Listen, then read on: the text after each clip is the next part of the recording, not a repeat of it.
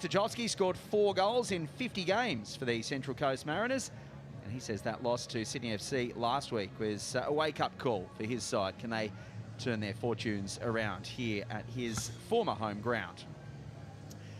Well, the man in the middle is Ben Abraham's game number 88 in the Azusa A-League men's competition. His 4th game with the Mariners this season. They've lost all 3, including that loss to Perth last week.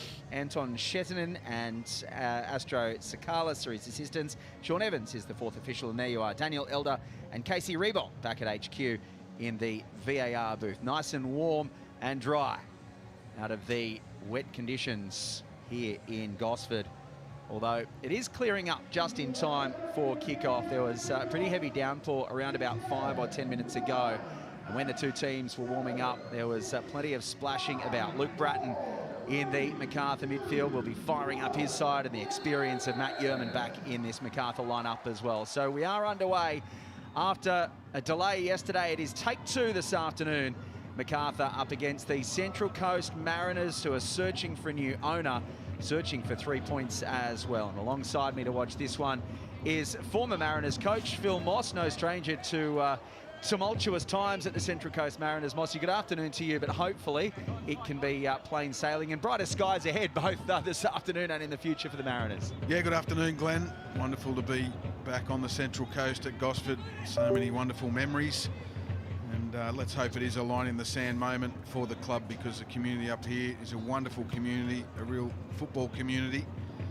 And they've had so many opportunities to be proud of this team, but they've also been through so much heartache over the years. And I, for one, am pleased to see a change in ownership. I think it's well beyond time. Let's hope it is brighter skies ahead. Here is a former Mariner, Anthony Caceres, linking up with Grosjean down the right-hand side. Pizio can't get to him, and it's a decent ball in as well. And Harrison Sawyer just couldn't quite get his head on the end of that one. Of course, Sawyer coming off the bench in that match against Sydney FC last week. And Tajovski bringing him straight back into the starting 11 this afternoon. And Macathur have started this one with all the ball so far. You can see plenty of splashes coming up as the players' boots hit the sodden turf here at Polytech. But shout out to the ground staff, Tom and his team, who have been here since the early hours of this morning. As I mentioned in the intro, 150 millimetres in 24 hours. And you might have seen some of the pictures yesterday of this ground underwater. Well, it looks a lot different now. The ball may not skid along as quickly as we'd like to think, and both teams will have to adapt to the conditions. But Mossy, as they always say, it's the same for both teams, and no excuses once you're out there. No, that's right, and it is a credit, as I just let this play. Yeah, Luke Bratton towards the 6-yard box, and Diesel Harrington heads it clear, Mossy. It is a credit to the ground staff, because I was here yesterday and it was a lake. There's no doubt about that. It was just a continuation of Brisbane water. So to get it in playing Nick for this afternoon is a real credit to them. But it'll be down to whichever set of players handles the conditions, and by that I mean all the conditions around the postponement yesterday. And I know Macarthur, Tajovski had his players in for the team lunch just before getting on the bus when word came through the game was off, so they were able to train. The Central Coast Mariners were not able to train. There was no facilities available up here on the coast. So you then, as a coach, you're trusting the players to do a bit of a stretching session on their own and make sure they keep the limbs nice and loose, ready for action today. So let's see which set of players handles everything around this game the best. They could have had a swimming carnival, the Mariners, yesterday afternoon. I don't think there would have been too many pitches on the Central Coast available, as Caceres down the right-hand side. Ball towards the middle of the park. Andrew Redmayne makes a really good save from Grosjean, and then on the follow-up has to tap it over the bar from a great strike from a long way out from Callum Talbot. Andrew Redmayne has been on fire for the Mariners this season. He has to come up big again. That's a wonderful double save by the Socceroo goalkeeper. The first strike from Grosjean, the second one from Talbot from distance. It was Anthony Caceres causing the problems down the right-hand side with some really good delivery. Here's Caceres again. The outswinger, Matt Yerman, gets his head on it. Redmayne punches clear, only as far as Caceres, who has to turn and pick it up. It allows Moragas to get in front of him, but the ball in is a good one again towards the back post. The Mariners deal with it, but only for a corner, and you have to say the first 4 minutes has been all Macarthur. It has, and it's all been going through Luke Bratton and Anthony Caceres to this point. As we said, wonderful double save by Redmayne. The Mariners need to try and get their foot on the ball. We just see it from behind the goal. Wonderful camera work. And here's the second one, and that was going into the top of Redmayne's net. A save that he had to make. Yeah, that was dipping, wasn't it? As Caceres with the in-swinger on this occasion. Back post again, and the header from Sawyer is just off target. So the Mariners breathing a sigh of relief there, because we've seen Harry Sawyer score from those positions before. And again, look at that delivery from Anthony Caceres. Sawyer, as we've come to expect and should expect, causing all sorts of problems with his height. He believes he headed into the shoulder of a Mariners defender. Should have been rewarded with a corner. Referee Ben Abraham having none of it. A very positive start, and that was the point that I was making about being able to train yesterday. It's going to throw, the players are creatures of habit.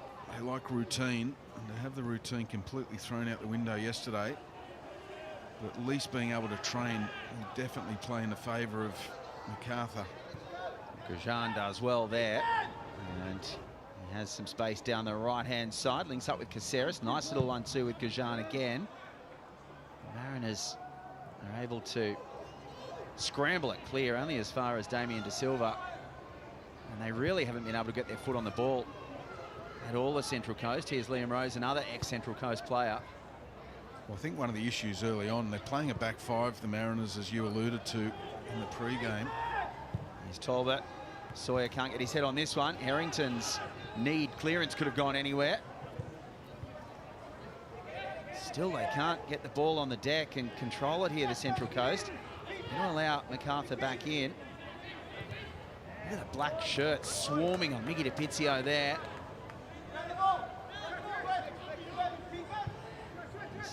Strongly held, and Macarthur win the ball back once again. Well, just going back to that back five, so the problem with that is you can't get pressure high up the pitch on Macarthur. You've got someone like Luke Bratton and Liam Rose in midfield. As we see Bratton on the ball now, there's no one, not a yellow shirt within QE of him. Now that pass is off target, but if you're letting Luke Bratton and Liam Rose get on the ball with no pressure on them, they start to spray their passes. That means the pressure just keeps coming back and back and back, and ultimately will hurt you. We've got 3 debutants for the Central Coast Mariners this afternoon. The 2 up front, Ollie Laval and Ali Agla. They haven't touched the ball yet. Here's Ollie Laval now. Loses out to Liam Rose. Tries to get the shot away, but that one's comfortable for Andrew Redmayne. Yeah, the back five, the first time that it's been deployed by Warren Moon this season. Conceding 3 against Perth last week. Maybe a factor in his decision-making. Nathan Paul, of course, still away with the Ollie Roos, but he'll be heading home following that controversial 2-1 defeat to South Korea overnight in the quarterfinals of the Under-23 Asian Cup. So Nathan Paul will be a welcome return to this squad. Diesel Harrington with an opportunity this afternoon, but they have to do some more defending here. Here's Bernardo. Step over to get past Storm Roux towards the 6-yard box. That's an important intervention. Only as far as Talbot, who has a rocket of a right boot. Harry Sawyer had to get out of the way, but he might have needed a bit of a deflection to put that one home, because it goes wide of the goal again. Well, it could have gone anywhere. Bernardo with some really good wing play down the left-hand side, and you see Callum Talbot coming in late. And the ball sat nicely for him to get a strike away. He'll be disappointed he didn't get that on target. It's only millimetres away from a deflection as well, which could have taken it goal bound. Ended up going between the legs of Grosjean, didn't it? And he tried to get something on it. Harry Sawyer couldn't react quick enough at the back post. It was probably just out in front of Sawyer, but Grosjean would have loved to have got something on that. And now the Mariners, for the first time really, see themselves in Macarthur's half. And Storm Roux gives it straight back to the Bulls. They come again. Grosjean with space to graze in, up over the halfway line. The cavalry coming through Talbot. And they seem to have all the time in the world here, Macarthur, just to build up their attacks. The ball whipped in. Sawyer has to control it with his back towards goal. Now Talbot, can Caceres get a shot away? Mariners close on him quickly. Now Talbot lining up on the edge of the area. Liam Rose, wonderful strike again. And Andrew Redmayne was at full stretch watching that one whistle past his left-hand upright. Well, if they don't make a change, the Mariners, it's just a matter of time before Macarthur find the back of their net, because again, Liam Rose with all the time on the edge of the area to pick his spot. Great pass by Callum Talbot to pick him out. But they've got two options. They could put Bradley Tapp into midfield and go to a back four, which allows them to put a little bit more pressure higher up the pitch. Or when you're playing a back five, you've got to release those defenders to step into midfield and put pressure on the ball. And at the moment, they're sitting in a flat back five. It's just allowing Macarthur to pile on the pressure. We've seen Lucas Moragas playing higher up the park over the last few weeks. You might have thought that given there was a back five, the fullbacks of Moragas and Rue would have been given more license to push higher. They haven't had the opportunity to do so as yet. They do win the throw once again in Macarthur's territory. They barely had the ball at their feet.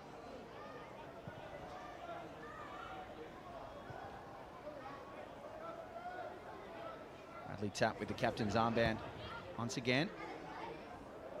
It's been impressive this season at the back and in midfield.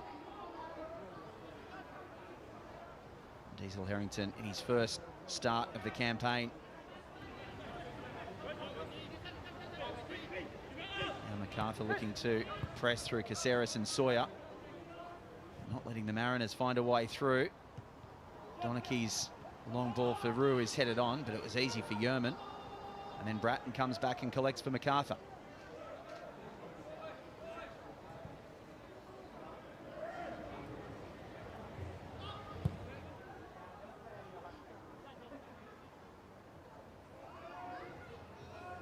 Interesting. It'll be interesting to see how Ali Agla and Ollie Laval do combine up front for the Mariners. Only 8 days until the Big Blue. The original rivalry last night had it all, I'm sure. The Big Blue will as well. Melbourne victory at home to Sydney FC. All the action on Paramount Plus. The victory heartbroken in the City of Churches last night. And they bounce back against Sydney FC. So much football, a mountain of football, in fact, on Paramount Plus. As Gujan skips away from Tapp. Harrington's there as well. Now Macarthur through Walter Scott towards the penalty spot. Headed clear by Harrington. Talbot's there. DePizio tries to keep it for the Mariners. Liam Rose works ever so hard, but he can't keep it in the field of play, and the Mariners do get a throw. Well, you talked about Melbourne victory being heartbroken. They'll be steaming as well. They will be absolutely furious after that disallowed goal last night. And for what it's worth, I have to say, I do sympathise with them. Not to be, though.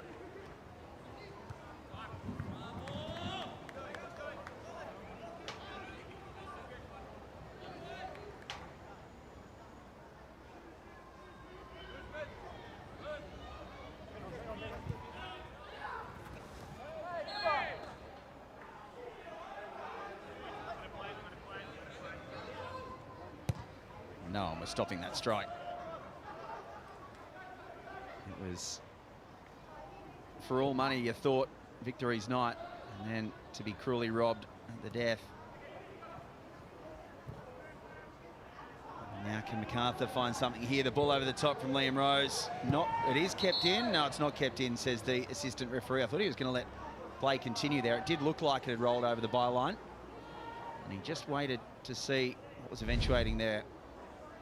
Yeah, I thought it had just a little bit too much weight on, as we see confirmation there. The ball crossing the byline. So I understand why they let play go for an offside, but why doesn't he put the flag straight up there?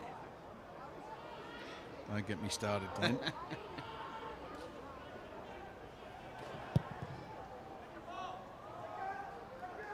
Redmayne tries to find Laval, but two Macarthur players combined to win the header. You feel a little sorry for the Central Coast Mariners this afternoon. They were supposed to be here last night. There's been a lot of rallying from the fans this week about getting behind the team, given the circumstances they've found themselves in with their previous owner walking away. Now in the hands of the APL. The rain decided to have other ideas last night, raining on the Mariners parade, I guess. And then this afternoon, not too much better. Mossy, of course, you were in charge at the Central Coast Mariners. And you were with Graham Arnold, of course, in 2013 when Mike Charlesworth came on board. The very first game under Mike Charlesworth was a 2-1 victory over Melbourne Heart at this ground. I wonder if that's an omen for the Mariners, but you've seen the ups and downs both within and without of this club. I'm sure you're desperately hoping for some positivity moving forward. Talbot's ball is picked up by Redmayne. Yeah, 100%. As I said earlier, it's a wonderful community up here. It's a great club. It's been the little club that could. It's also been the little club that couldn't. But when it couldn't, it's been held back, I think. It's been hamstrung by politics and poor management at different times. And you can see when the Mariners get it right, they get it very right. When they don't, it holds the club back and the team back. So I am hoping this is a line in the sand moment for everyone connected to the club. I did speak to the APL during the week. They are confident of a quick sale. I understand that there are local and international parties interested, including international football clubs who are looking to broaden their networks. And you just wonder whether prospective buyers are now looking at it and thinking maybe it's going to be a little easier to do business than maybe it had been in the past. One thing's for sure is there will definitely not, Mossy, be any rugby union line-out style throw-ins at the club. Oh, you're pulling off band-aids, Glenn. Opening old wounds, yes. As the Mariners scramble clear again, Ollie Laval trying to chase this one down, but De Silva gets there first. I think that's the first time Philip Curto has touched the ball, 16.5 minutes in. Ball over the top, just sits up in the wet conditions nicely for Bernardo. And this is going to be a Macarthur attacking throw. Of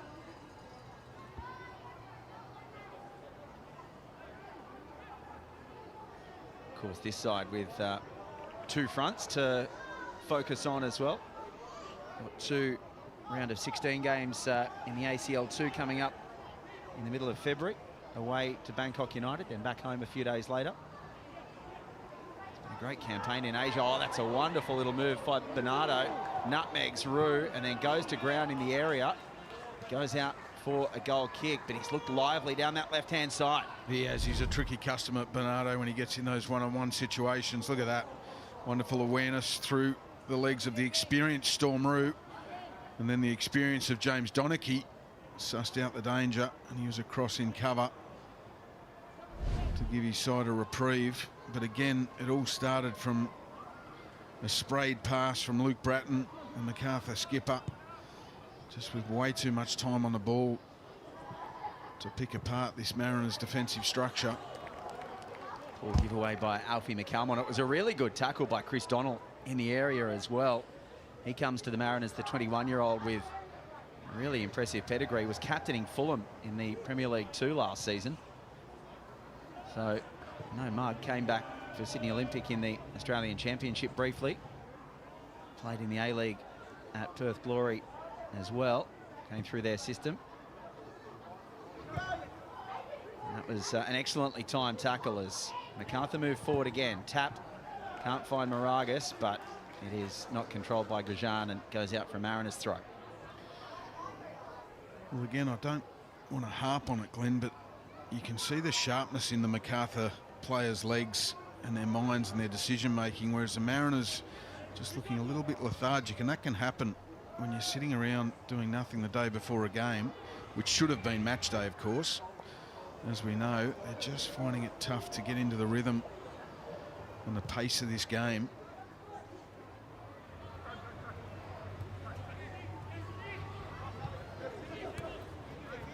Macarthur patient in their build-up. Flicked on by Grosjean. Caceres comes across. Donald is there again. McCalmont with some space in the middle now, but no real options. So he puts it long. And Ollie Laval is no hope of chasing that one down. Well, it's the wrong option as well, because ultimately it was 1 against 3 against the Mariners. What they need to do is keep possession of the ball. Here they come again, Macarthur. This is just absolutely relentless. A great save by Redmayne to stop Caceres. And you're right, Mossy, it is just feeling like a matter of when, not if. Every time the Mariners get the ball and try to go forward, half the team or more than half the team still behind it. So they don't have the opportunity to go forward, and Macarthur just keep pushing. Here's Bernardo. The step over again into the area. Lays it off for Liam Rose. Keeps possession. Caceres. Scott with the ball towards the back post. Redmayne has to punch clear. Callum Talbot will maintain possession for Macarthur. Can he get past Moragas? He can. It's a deep ball. Too deep for Bernardo. Walter Scott can go back and collect. Mariners camped in their own penalty area again. Here's Rose. Caceres now. They're lining up here, Macarthur. Caceres will shoot from long range low. Donachie blocks. Right idea as well, skimming off the greasy turf.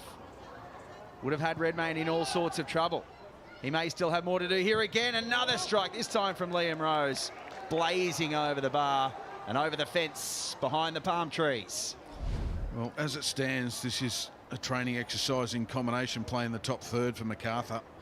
You've got Caceres, Rose, Bernardo, all just bouncing the ball off each other in tight areas and then picking their time to deliver into the box, as we just saw there. We'll have a shot at Redmayne's goal. The Mariners really need to change something up here. Andrew Redmayne already being given the hurry up by Ben Abraham. Flicked on by Laval. Ali Agla looks to chase, but Philip Curto gets the ball in his gloves. Highly underused gloves this afternoon so far.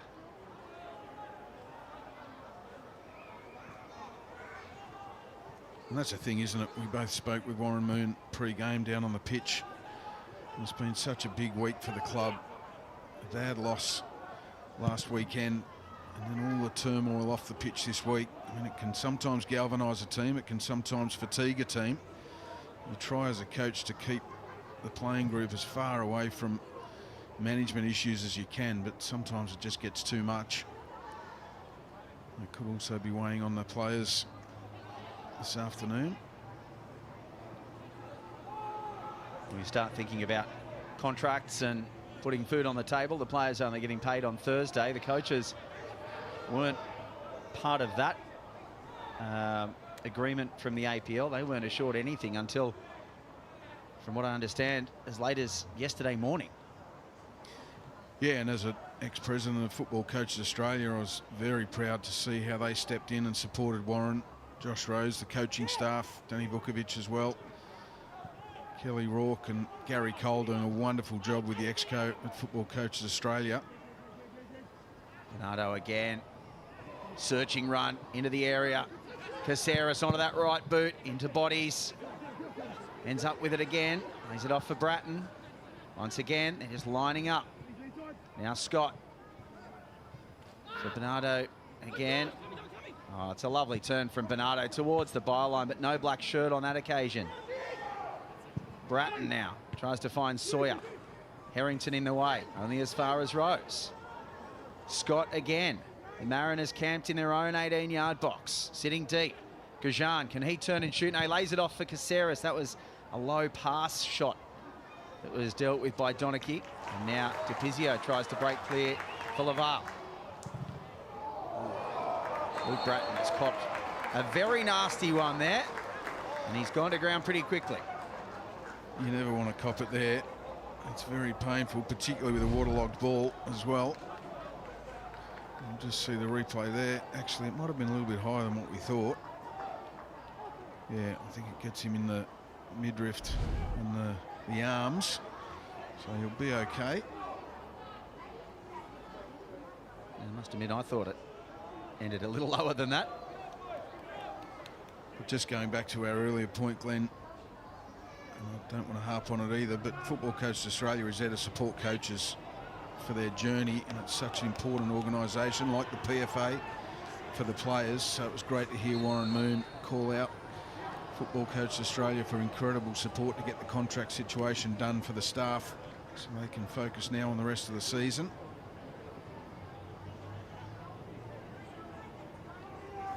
Coaches are just as important as the players for this game. Without them, there wouldn't be a game. And we now see that the assistant referee and Ben Abraham overturning their decision. Originally, it was going to be a Mariners goal kick. Harrison Sawyer and James Donachie, a simultaneous touch there. It could have gone either way. And it did. Caceres, the ball over the top, cleared by Donachie, but that one goes over the byline on its way in, so we get the goal kick in the end. Maybe justice is done.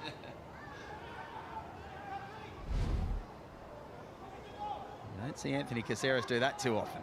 No, certainly not. His delivery so far this game has been pinpoint.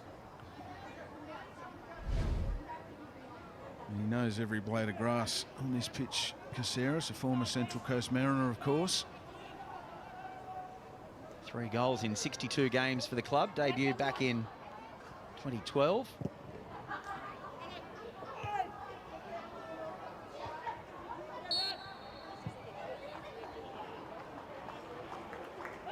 Now the Mariners win a free kick just inside their own half. It was looked to have been taken quickly, but they can't get play to continue just yet because Oliver Laval is still on the deck. I think it might have just been, he was clipped on the back of the ankle, wasn't he?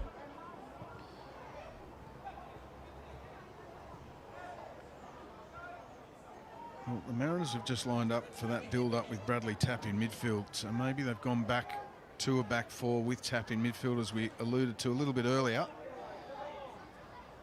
See what impact that has, but credit to Warren Moon and the coaching staff on the Mariners bench. It looks as though they have made a tactical change. Yeah, Tapp and Donald holding, with Algler moving out onto the right and Alfie McCalmont moving into a false 9. And attacking midfielder role. Somewhere between the two, as Caceres links up with Talbot. Moragas has had a tough afternoon with Callum Talbot so far. McCalmont with the back heel, trying to send DePizio on the way. Miggy DePizio feeding through, must be offside. Was the Ollie Laval, or as he timed his run beautifully. Ollie Laval against the run of play for the Central Coast Mariners, off the crossbar. It'll go out for a throw for Macarthur, but what about the release with the back heel and then Miggy DePizio flying through for Laval's run? He was onside. And no flag for offside, as you rightly called, Glenn. This is a wonderful counter-attack by the Central Coast Mariners. No sooner have they gone to a 4-4-2 than they get this opportunity. And it is Laval, and he does oh so well here, taking on De Silva, turns him inside, and then all but an inch lower, and it would have been a goal. The woodwork saves Macarthur with the ultimate sucker punch that would have been. I wouldn't be surprised if Philip Curto might have got a fingertip on that as well. The Mariners have got a subsequent throw over on the far side. But you're right, Mossy, looking much more lively with the 4 across the middle. Donachie's header flicked on. Will it fall? It's scrambled clear by Caceres. He'll do his own chasing. Donald can't get the ball past Talbot. And then Bratton will try to turn defence into attack, but Algler wins it back for the Mariners. Here's McCalmont. And the puddle splashing everywhere down that side. Algler gives away the free kick on the edge of the area. He remonstrates, but that is a sigh of relief for Macarthur, who all of a sudden, after dominating for the first 25 minutes, for the first time, find themselves on the back foot. Yeah, that's right, and it's just coming through a little bit of higher pressure. It's allowing, as we see that replay of the Ollie Laval shot on goal, and look at that, the woodwork coming to the rescue of Macarthur. Laval will be so disappointed. He did the hard part so well, getting around a wily defender in Damien De Silva, as he did, and then not finding the target. But it's just allowed the Mariners to put higher pressure on and defend with 2 banks of 4 and a front 2, which is so far making a huge difference. Tapp comes forward to win the header. Now, press forward here, but De Silva's able to jockey that one over the touchline. Yeah, Danny Vukovic there, the Mariners goalkeeper coach, calling for a foul throw, but a wry smile from Warren Moon and the assistant referee. Callum Talbot will take the honours.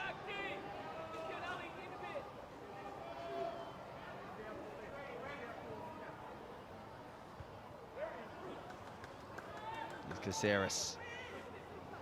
Tight spaces for Liam Rose to work in. And the ball had gone out before Miggy DiPizio got the touch, so the Mariners get the throw. It's amazing how much of a difference that tactical change has made, because the Central Coast look a different team over the last few minutes.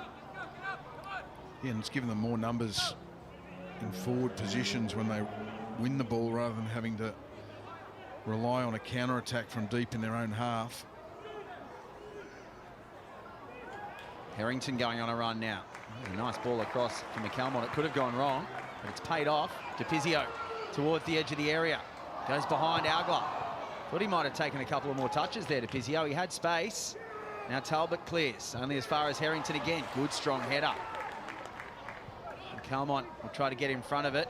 Grosjean tries to put pressure on him, but the Mariners maintain possession.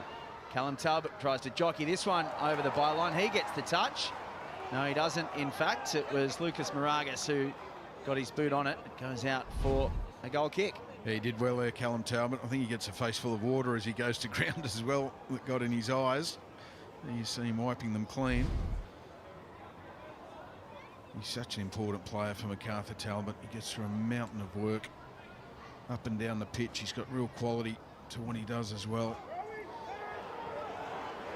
Now space for Bradley Tapp. Turn, Laval. Still going, Ollie Laval on the left boot. Wins the corner for his side, and there is that man again, Callum Talbot, with a really important intervention. Well, the other thing this has done is brought the Mariners crowd into the game. They're off their seats now, the Mariners supporters. That'll give the players extra energy as well. Some great footwork from Ollie Laval. Some desperate defending in the end by Talbot, I think it was. And now the Mariners in their first corner. Alfie McCalmont swinging it into the 6-yard box. Harrington was there. He's been good in the air today. Goes to ground. It's going to be another corner. He throws himself at everything, doesn't he, Harrington? It's not just his head he's throwing at the ball, it's his whole body. And this is not far away. He might have been pinged for a foul had he connected with it. Nonetheless, it's another Mariners corner. The pressure's starting to build at the other end of the pitch now. Matt Yerman doing really well. It's going to be Ali Algler with the left boot towards the 6-yard box. It misses everybody. Grosjean was the man there trying to clear it in the end. Still the Mariners pressing here. Moragas drifting one in, looking for Harrington. Donachie doesn't know where it's gone. And Yerman again swings it clear. Only as far as Tapp will think about shooting. Bradley Tapp doesn't score too many out of turn, and that one goes over the bar. Yeah, the crowd are loving this now. The Mariners giving some back. You see this second phase, the strike from Bradley Tapp. Not too far away. You can see the confidence starting to build in the Mariners camp.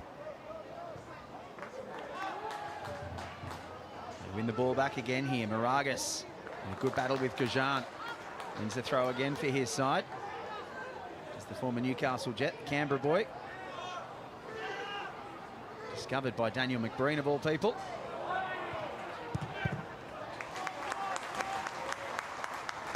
And now Macathur will look to get the ball back after a period without possession. I wonder if Mackerel will send you a check in the mail for that comment. I doubt it. I highly doubt it. He takes all the credit he can get. As well he might. He's found a good one in Moragas. Here's Caceres now. Harrison Sawyer and Talbot. Although Talbot has had Moragas' measure for most of this afternoon. Liam Rose forced to go back. All the way back to De Silva.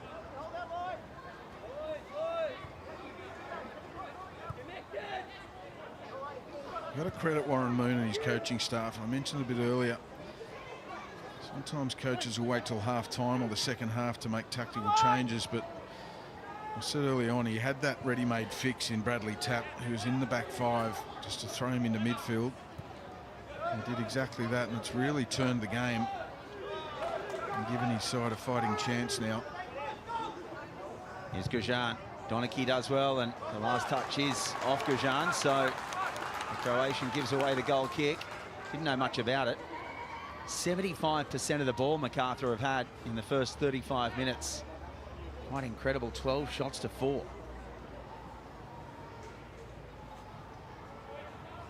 Yeah, I mean, the weight of numbers was just about to really hurt the Mariners, I thought. As I said, now they've just taken a bit of a grip on this game. Donachie gives away the free kick. Harrison Sawyer looks to take it quickly, and no one else for the Bulls was quite aware of what Harry Sawyer was about to do, and it rolls out for a Mariners goal kick. Nothing wrong with taking a free kick quickly, but everyone's got to be on the same page. They certainly do. I think Milos Stojovski will be disappointed with Harry Sawyer for taking that option, because it wasn't really on, and they just got a free kick in a pretty good area.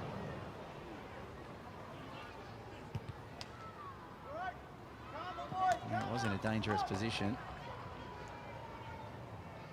You can see the frustration on Millet's face from being in total control. So now the Mariners working themselves back into this contest. Still they come forward, Macathur through Caceres. Really good searching run from Anthony Caceres. Ollie Laval has chased him all the way back as well. Now here's Bernardo. Grosjean facing the wrong way. He can link up with Walter Scott, and that's what they've done well this opening half. Macarthur, particularly down this left channel. Here is Liam Rose now, and Caceres again. Blocked from Harrington off the back of the defender's head. He stays down. He's copped a bad one there, a bit of whiplash. And this might be worrying signs for the Central Coast if concussion comes into play for Diesel Harrington. Yeah, and that's it.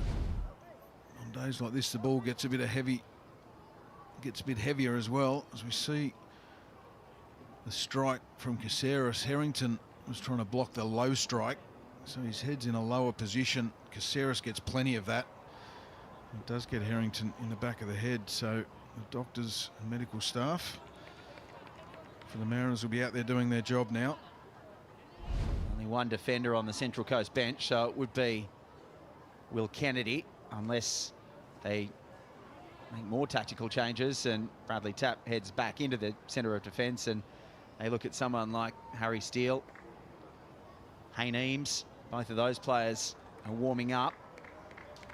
So you get the feeling that if Diesel Harrington, Doc King out there now for the Central Coast Mariners, looking after Diesel Harrington, going off with the physio, and it is going to be Harrington that looks like he's going to be able to continue. And Harry Steele and Hayne Eames make their way back to the bench. So I think if Harrington did have to go off, that's probably what they would have done. They would have gone to the back four of Bradley Tapp and Donachie in the middle, and Eames would have come into the middle of the park. So far, so good. Gee, Doc King must be the longest serving employee of the club, the Mariners. Been here forever and a day.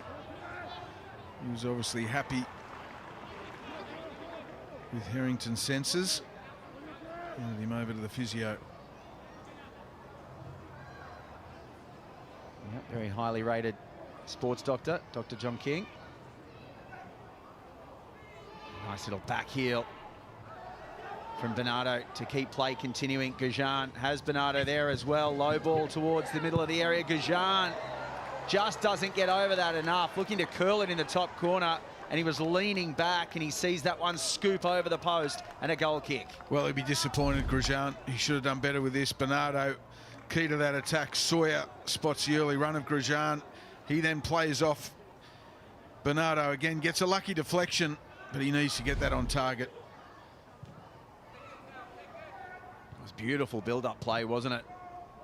Harrison Sawyer's quick release as well. Gajan just couldn't finish it off. But they do have the ball back again here, Macarthur. Such a dominant first half. The Mariners had a few minutes of positivity, but Macathur have wrestled their way back into it once more. And they will be looking to get one on the board before half-time. Gajan, Sawyer looking for the back heel. He ends up with it again, Sawyer. Can't get it on target. And now there's a Mariners player down. I think it might be James Donachie. It is Donachie. And now the referee, Ben Abraham, will bring a halt to play. He just twisted his right ankle here, Donachie, when the shot came in. Down this right-hand side, the rotation from Macarthur with Talbot driving inside, as we just see where he may have just twisted his ankle, Donachie. He got trodden on by Miggy DiPizio as well. Bit of friendly fire there. Oh, there it is. Yep, you're right. A few studs in the ankle of Donachie, but the rotation on this right-hand side with the right fullback in Talbot driving inside, allowing Grosjean to drop into a deeper wide area, pick the ball up at his feet where he loves to, then drive at defenders, causing the Mariners some problems. Well, Laval's been getting his body on the line this afternoon. That was heavy contact with Damien De Silva, but Macarthur win it back again through Scott. He pushes forward. Now Caceres and Bernardo. Scott wants it, but Bernardo goes himself. Caceres on the edge of the area. To Scott again. Onto the right foot. Donachie has overcome that ankle injury to head clear only as far as Bratton. Still with Bratton. Now Scott again. Good build up here again from Macarthur. Bernardo towards the edge of the area. Stays on his feet. Bradley Tapp gets a foot in and ends up back with Caceres. Augler can't clear either for the Mariners. Here's Luke Bratton thinking about from long range. Dinks one over. Sawyer and Donachie go body to body. And it ends up with Andrew Redmayne. That is wonderful defending, James Donachie. He had to be strong there, up against the height and the strength of Sawyer, and he held his ground, stuck to his job, and did exceptionally well for his side. Well, Matt Yerman finds himself with space in the middle of the park. He doesn't get too far forward too often. Here's Grosjean. Still they come, Macarthur. Too tall for Caceres. And the header on the way through from Rose ends up with Redmayne. They are surviving at the moment, the Mariners. Macarthur banging the door down. The hinges just won't fall off. Tapp has Rue wide right. Tries to draw in Bernardo. Stormer is still calling for it. Now it ends up with the Kiwi international, but it's too far in front of him, and it goes out for a Macarthur throw. Well, that's really good defending from Bernardo. He could see where the passing lane was for Tapp to find Rue, and he made sure his body position was blocking that passing lane, and that meant Tapp had to second guess himself and turn back out. And that then allowed Macarthur to get set and force the error from the Mariners. Really smart defensive play, Bernardo. I'll tell you what, this will do wonders for Macarthur's average shots per game, because before this match it was 11.4. They've already had 16.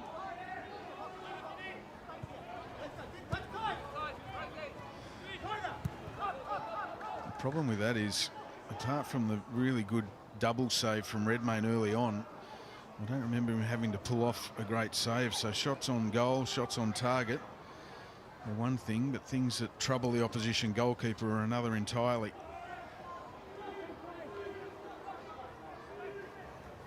Silva all over the top for Gajan.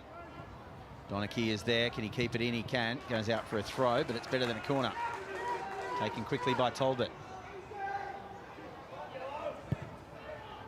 Here's Liam Rose. Bernardo more centrally on this occasion. Caceres and Walter Scott. And they get something before half-time here. Macarthur. Good header from Moragas. And as far as Bratton. Talbot again. Look to whip one in. Keeps it low for Rose. Bratton towards the 6-yard box. It's Donachie again. Now the Mariners will look to break. Well, that needed to be in front of Aliagla. Turn from Donald in the middle. And now Bradley Tapp with space on the left-hand side. I beg your pardon, Lucas Moragas links up with Bradley Tapp now. Chris Donald gets a boot in, but so too does Caceres, doing really well. And now Bernardo. They need to get forward here, Macarthur. Bernardo looking for options, takes on Roux, lays it off. Gajan puts the boot through it. He'll win a corner for his side, approaching first half injury time. Well, they defended the situation in the end, albeit giving a corner away. But Donald really needs to work more closely with Storm Roux when Bernardo gets one-on-one with him. Donald's the nearest midfielder. He needs to get across to get that 2-on-1 situation to help Roux out. Bernardo, we know he's so tricky in those one-on-one situations. You can't leave him isolated.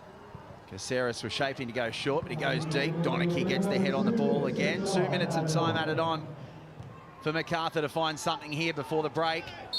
Roux heads clear. Donald goes to ground under pressure from Sawyer and wins a much-needed free kick for the Mariners. Yeah, deep delivery on this occasion. Storm Roux, I think, used a bit of experience there to go to ground as well. There was contact. Just allowed the pressure to be relieved on his side.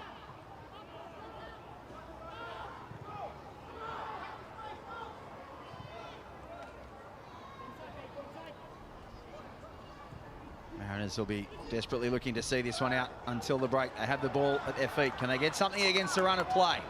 Moragas down the left-hand side, has Talbot in front of him.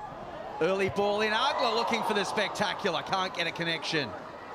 Well, that would have been one for your first goal in yellow and navy. And what a time it would have come at as well. Now Macarthur heading towards the other end of the park. Less than a minute of stoppage time in the opening half. But is there still more to play out? Bernardo has Roux in front of him. Still going, Bernardo. Strikes on goal outside of the netting, and Andrew Redmayne had it covered at the near post. Real end-to-end stuff. Well, let's hope this is a snapshot of things to come for the second half, because you're right, 2 transition moments, one for either side. Augler goes for the spectacular. That was going to be very difficult to execute. And then at the other end, once again, Bernardo one-on-one with Storm Roux. I think Storm Roux gets a touch there. Defended the situation well enough. Andrew Redmayne just asking his troops to change shape, and maybe just using all of those 37 years of experience just to wind a few more seconds down on the clock, as Ben Abraham thinks about blowing a halt to proceedings in the opening half. Maybe does so now. And a smattering of applause. The Central Coast Mariners have had to see off wave and wave and wave of Macarthur attack, but the Bulls haven't had anything to show for all of that possession and all of that territory. The Central Coast Mariners holding firm at this stage, but it has been all Macarthur in the final third. Harrison Sawyer hasn't been able to add to those 5 goals so far this campaign. Bernardo has looked outstanding in the opening 45 minutes, and Luke Bratton has controlled the midfield perfectly. But despite all their bluster, Macarthur are still at parity at half-time. It is the Central Coast Mariners 0, Macarthur 0. Don't go anywhere, because we have got the Hungry Jacks halftime show on the other side of this.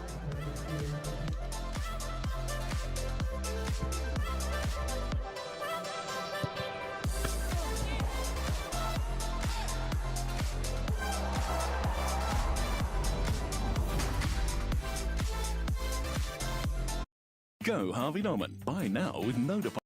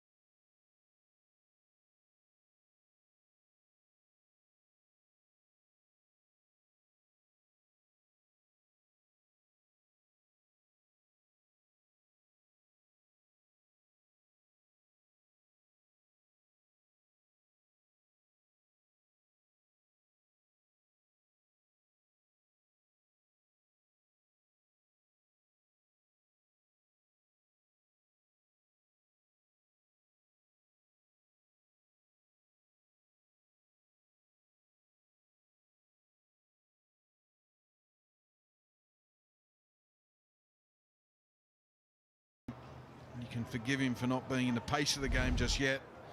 Great opportunity for Macarthur. Well, knowing how much of a hard taskmaster he is on himself, he would be disappointed that the net didn't balloon there. Mitchell Duke had a free header in front of goal, and you can see the possession much more even in this second half. The Mariners really working their way back into the contest, but you'd have to still say that Macarthur remain on top. Well, I don't think we've seen Philip Curto pull off a save in 62, 63 minutes of this match. The woodwork came to his rescue from that first half chance from Laval. Now Algler trying to send Sabit Nyor clear. We know he's got the pace. Big touch, takes it towards the byline, cuts back. McCalmont, can he control? He can't, it's a heavy touch as well. Went behind to Pizio, and then Alfie McCalmont couldn't bring it down. It's another good ball over the top. Good ball over the top, good forward run from Nyor. And that's exactly where you want to see him on the ball. And he picked the pass to McCalmont. As you said, it was just a heavy touch. He couldn't bring it under control. Great opportunity for the Mariners, though. And they are making another double change here, the Central Coast Mariners. It's going to be another one of the new faces making way. Ali Algler for Bailey Brantman, and I think you alluded to it as well, Mossy, some tired legs from Chris Donald. So he will take his leave as the youngster, the 17-year-old Hayne Eames, is introduced.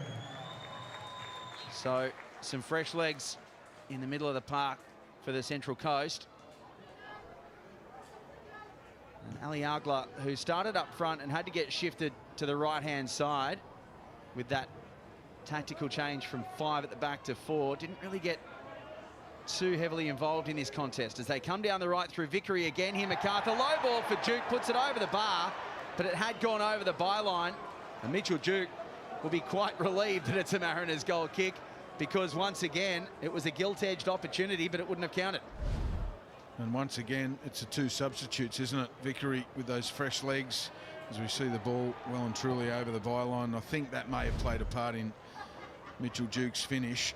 I think he knows the ball was out, although he would have liked to have found the back of the net regardless. It's twice in the space of a few minutes coming off the bench that those two have combined to create a potential goal-scoring opportunity for Macarthur. Well, so much traffic from Macarthur has come down the left-hand side this match. Now that Vickery is on, they're really utilising him down the right-hand side. He's made an excellent start since his introduction as well. Good work from Brad Tapp. Bratton was caught off guard. One back by Yerman. Opening up in the middle. Oh, McCalmont just tried to flick that on for Nyor. We weren't able to connect it. And Duke will help Talbot start a new raid for Macarthur.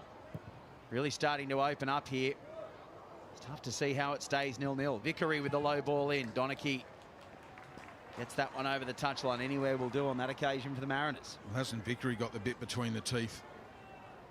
It's about the 3rd or 4th time he's got forward on that right-hand side and caused the Mariners some issues, having come off the bench in the 60th minute.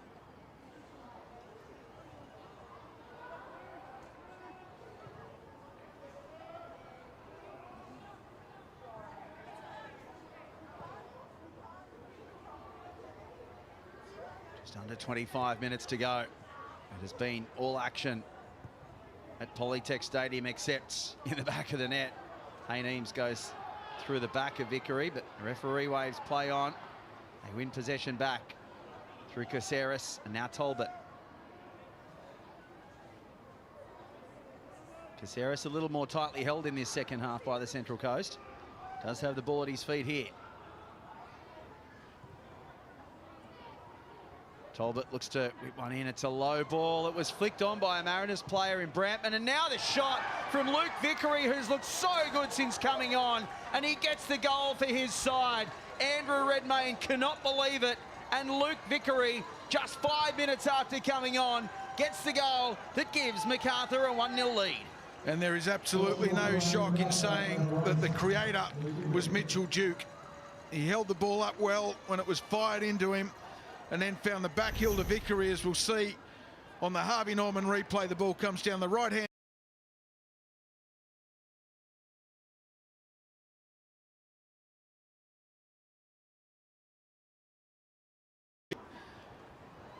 Of his substitute partner in Luke Vickery, and that is a wonderfully assured finish from Vickery. He really picks his spot with his less favoured left foot.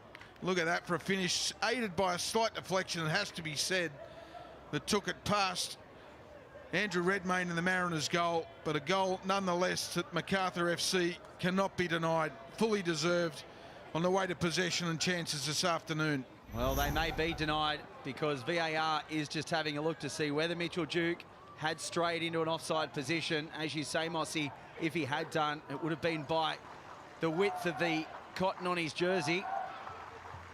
Daniel Elder and Casey Rebolt in the VAR booth having a look at this one.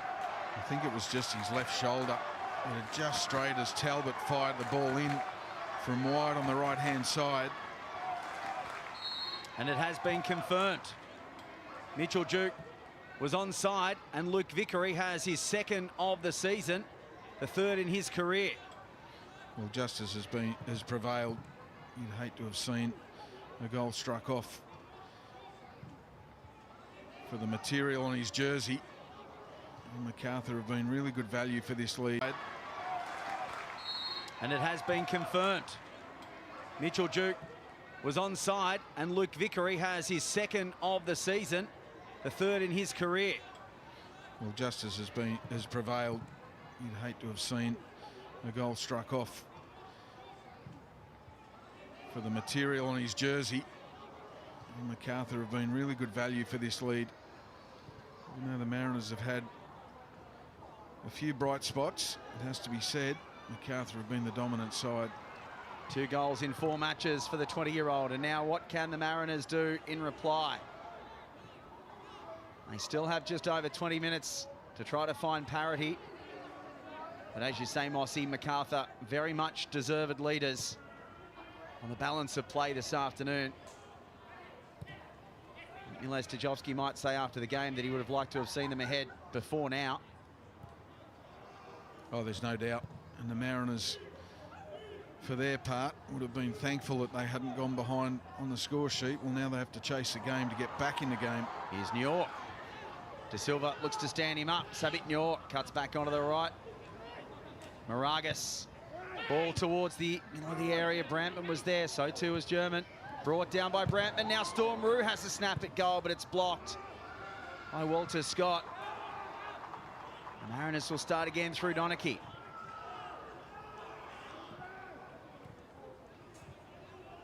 They'll continue to ask questions. McAlmont with the switch of play. It's too far above Storm Rue's head. And it is a Macarthur throw. Well, it would have been a great ball had Storm Rue maintained a wide position, but he'd made the run into the box, so really it needed delivery from McAlmont rather than a switch of play. In the end, the chance has gone begging.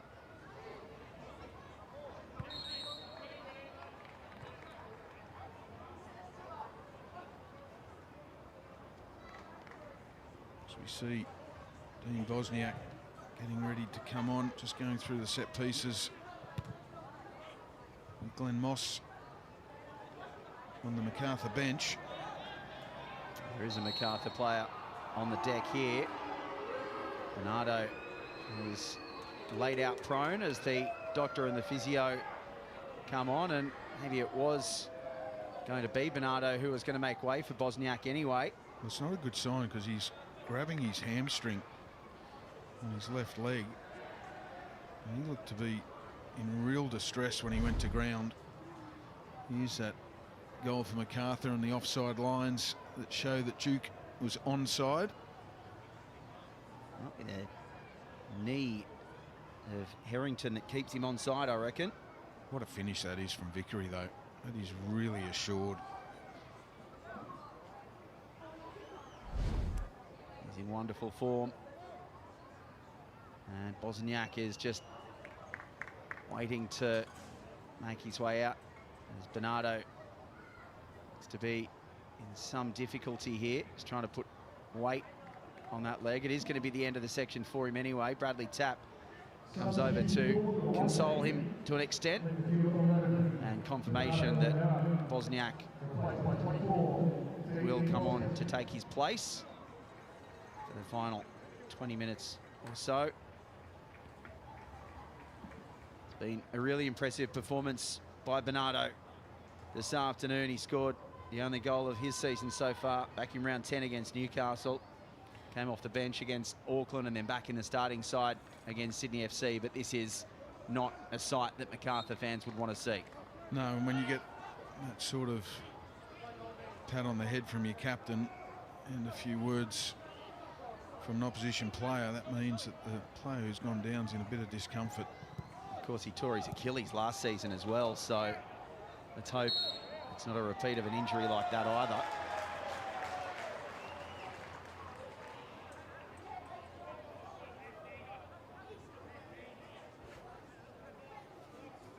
Meanwhile, the Mariners win possession back.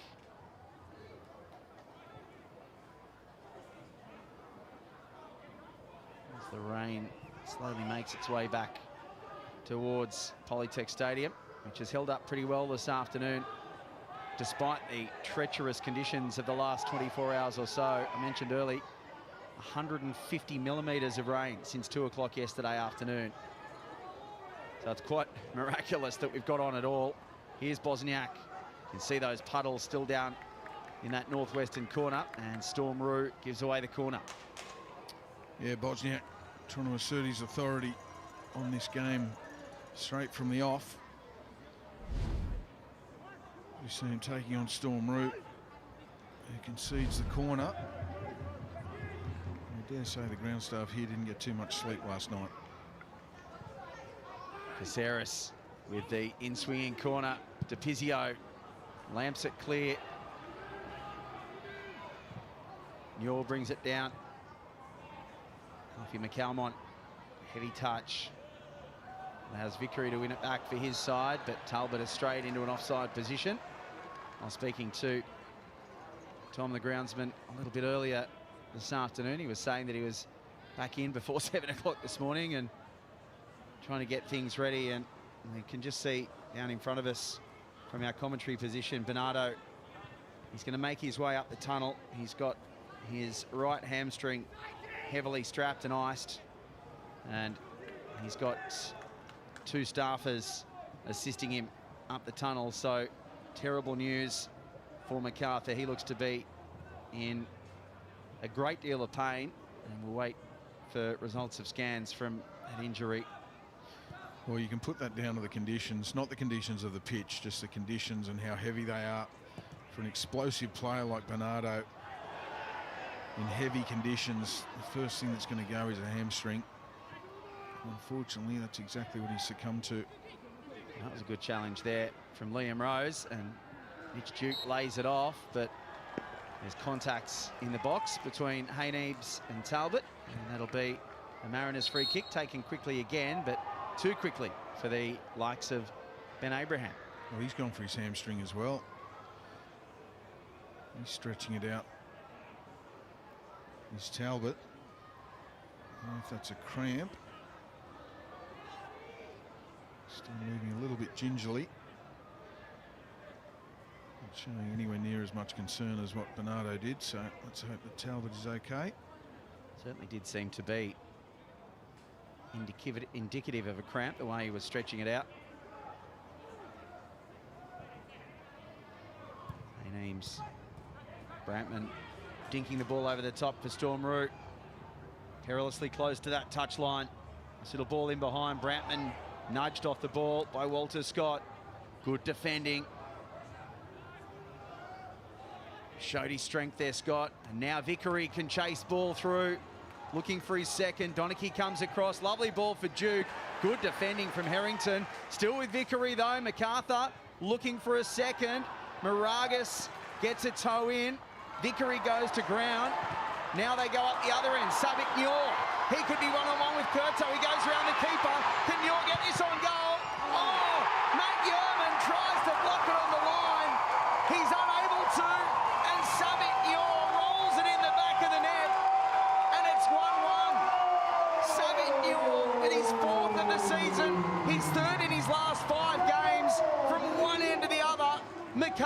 looked like making it 2, and all of a sudden, we're back on level pegging. Talk about an impact off the bench. Sabatnur, it goes from one end to the other on the Harvey Norman replay. Luke Vickery, Mitchell Duke wanted that ball out in front of him. It didn't come, and then it breaks down as Vickery tries to drive inside. The ball falls kindly for the Mariners. Credit to Pizio. He sees the opportunity to set Muir off on his own, one-on-one, and then he uses his pace to get around Philip Curto. And Matty Yerman does everything right, bar keeping his legs closed. And Muir gets a nutmeg to put the Mariners back in this contest.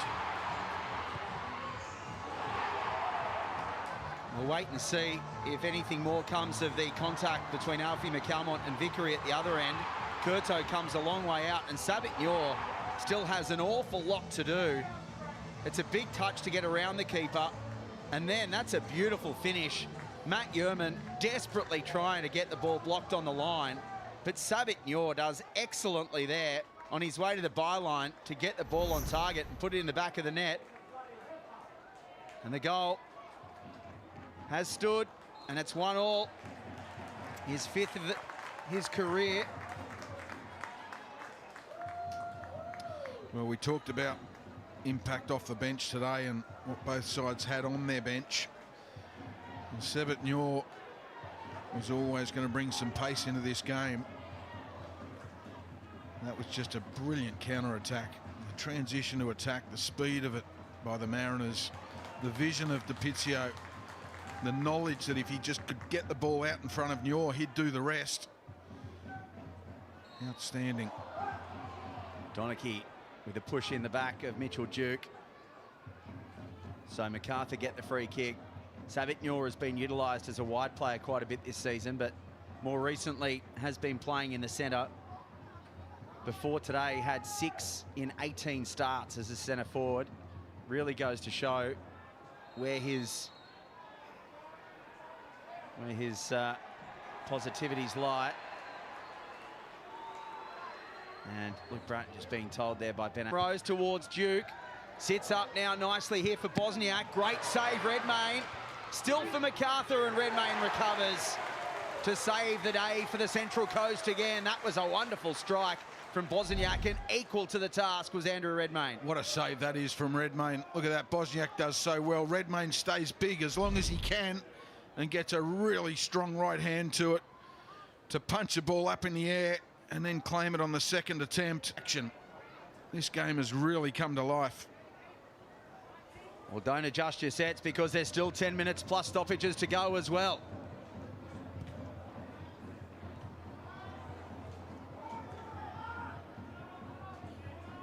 Muir working hard, but working a little too hard there. He clips the back of the ankles of Anthony Caceres. Taken quickly again for Bosniak. Sits up in the puddles. Storm Roux keeping a close eye on him. Muir coming all the way back. He clips the back of the head of Liam Rose as he goes through. There wasn't too much in it, and the free kick will go against Liam Rose for the initial contact.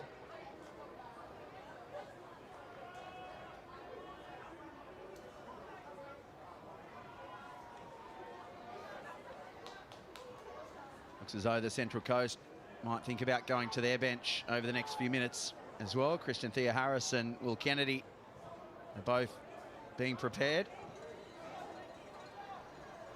Kennedy's introduction, it'll be interesting to see how that affects the shape of this side.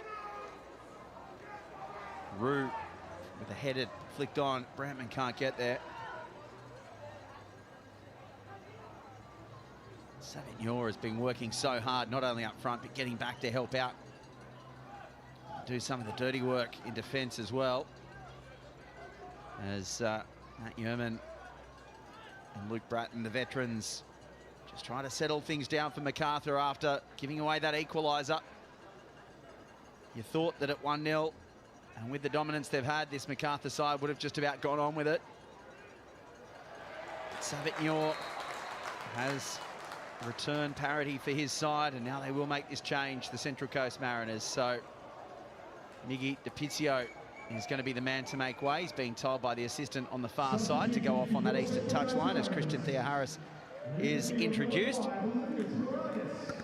And this will be like for like as well. Will Kennedy going straight to left back for Lucas Moragas, making his way off the park. So an interesting change there from the Mariners. Lucas Moragas, until this point, who played every minute this season. I wonder if there may be potentially an injury concern.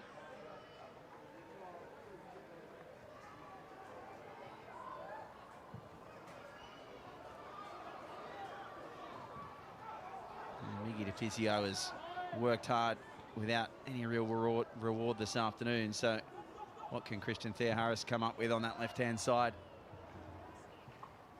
Kennedy sees that one go over his head, but he recovers well to win it back from Duke.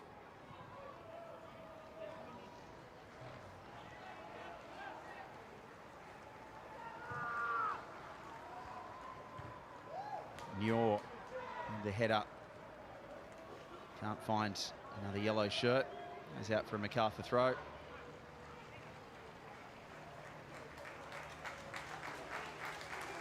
And you hear that applause as Miggy DeFizio and Lucas Moragas have made their way back to the bench from that eastern side. Here's Duke. Down on the chest, lays it off for Bosniak. Still Bosniak. 3 Mariners players were needed to stop that one. Muir has McCalmont bombing on. Can Alfie McCalmont break clear? It's really starting to open up. Macarthur recovering pretty well there. Talbot getting back. Yerman was there as well. Brantman brings it down on the chest. Has Scott in front of him. Cuts back onto the left. Bailey Brantman, we've seen him hit those ones before. And now Bradley Tapp. Oh, that was a really nice strike. He had Philip Curto at full stretch, but it whistles over the bar. Well, Brantman down the right-hand side creates the opportunity.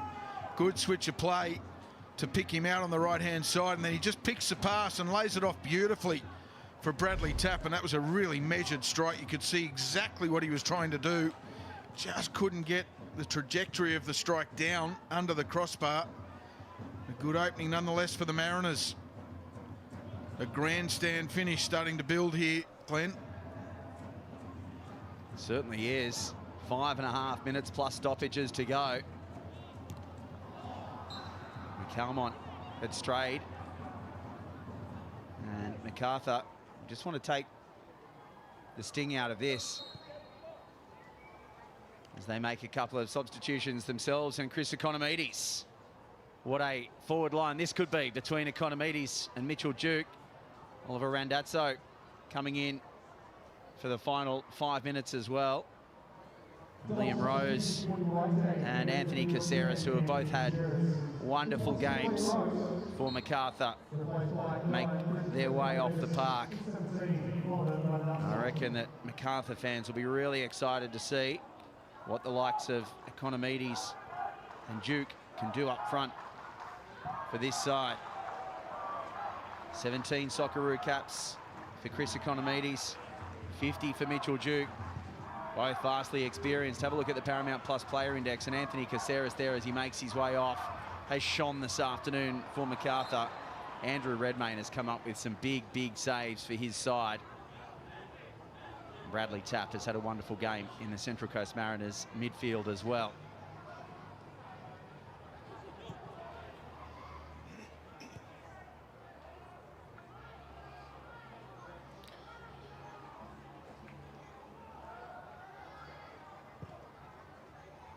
Well, you could argue both sides have set a foundation now from which they could win this game. Obviously, Macarthur, the more dominant side over the course of 86 or so minutes. Well, here's Muir again. Yerman coming across. Muir will strike, and it's a good save from Curto. Taps it over the bar because Savit Muir was bearing down on goal once again for the Central Coast Mariners. He could have had 2. Well, he assessed the situation. Muir here. Again, green grass out in front of him. And he thought, I can either hold the ball up and wait for support, or I can go it alone. He goes it alone. Philip Curto had to be sharp at his near post. Theoharis is the lone appeal, calling for a handball. No one else went up with him. If he was playing cricket, that would have been a fine for the Lone Ranger appeal. And now Macarthur looking to break clear again. It's real frenetic stuff in the final 5 minutes, and the first booking of the afternoon. And Abraham reaches for the pocket, and James Donachie picks up his first of the season. Yeah, I think it was more for the professionalism of the foul than anything more. Just broke down the play and the momentum of Macarthur that was starting to build.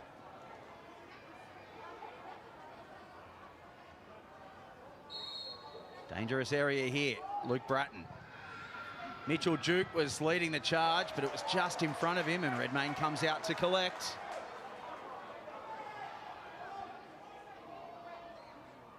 Gee, I'll tell you what, when Luke Bratton and Mitchell Duke get on the same page and get to practice these set pieces on the training pitch, that's going to be a force to be reckoned with. Bratton's delivery, Caceres' delivery, Duke's strength in the air.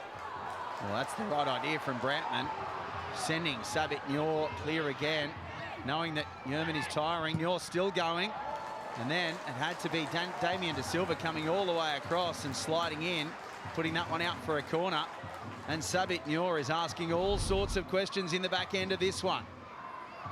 The lovely ball over from Bailey Brantman. I think that was fortuitous for the Mariners, because Brantman didn't really know where Nyor was going to be. He was just hoping for the pace, and it paid off. Well, he's single-handedly bringing his team back into this game, Nyor, off the bench. His pace and his power and his awareness of where the space is. His teammates have to find him, of course, but he's looking likely. Here's Brantman's corner. It's a deep one. Is it too deep? It's put out for another corner, I fancy. Came off Luke Vickery. Under pressure from Harrington. So McCalmont will go over to take the in-swing up, and into the 90th minute, the Central Coast Mariners, after being second best for large parts of this game, could they nick something from Macarthur? McCalmont will look for a deep corner. Is it too close to Curto? He punches clear. Brantman brings it down. Storm Roo with the header straight towards Philip Curto. Storm Roo doesn't score too many, and on that occasion could only head it straight into the path of the Macarthur Gloveman. Oh, he just didn't get enough on it, Storm Roo. You could see what he was trying to do, but the direction he was looking for was back from where the ball had come. In the end, he put it straight into the grateful arms of Philip Curto. You just sense there is another big moment to come in this game as we just about head into injury time. Sean Evans has got the board in his hands. He goes to the skies. We've got 6 minutes. So still plenty of time for both sides to come up with a winner. I was hoping for 16. You don't want this game to finish now. Both teams really slugged it out in the first half and the early stages of the second. Now either team can win it. Really has been end to end the last 20 minutes or so. Here's Economides. Too deep. Stays in the field of play though. In fact, it doesn't. It goes over the byline, and the Mariners will applaud that decision. And Ben Abraham comes straight down to Andrew Redmayne to say, don't take your time. And nor should they really, the Mariners. I mean, they're bottom of the table. Climbing if they keep hold of this 1 point above Western Sydney Wanderers, but they're at home. You know, they've done enough now to believe that they can win this game late. They should be going for the winner, being the home side. If anyone should be battening down the point, it should be the away side. Redmayne roosts towards the halfway line. It hangs up in what is becoming a stronger southerly breeze. Storm Roo wins the ball out ahead of Economides. Has Nyor's help to keep going, Storm Roo. Here's Brantman. Good challenge from Walter Scott. Storm Roo dives in as well. Desperation stakes from both sides here. Economides picks it up deep inside his own half. Tries to release, but it goes straight to Hayne Eames. Couldn't find the pass for Duke, who comes back now to try to win the ball back off Roo. Otis. Sabit Nyor leave the ball slightly short there. Now Eames with the ball over the top for Brantman. Oh, there's been heavy contact there. I think it was friendly fire between Walter Scott and Luke Bratton. And Luke Bratton has stayed on the deck, clutching at his right knee. I think it was more a cork just above the knee. He may have just collided with a teammate. Yeah, there it is there. Collides with Walter Scott's right shin. He'll be right. Seasoned battler as Luke Bratton is. I don't mean battler in a derogatory way. He loves the battle. Donachie goes through the back of Duke there. He's already on a yellow, is James Donachie. Duke stays to ground. Here's Walter Scott. Andrew Redmayne doesn't come out, and it misses everybody. Luke Vickery thought he might have ended up with it, but goes out for a goal kick. I think Andrew Redmayne might have, in a different life, come out and picked that one up. Yeah, he may well have. Luke Vickery falls for the joker card here. He needs to believe that he's going to get on the end of that. And in the end, he lets, I think it was Thea Harris, throw the dummy.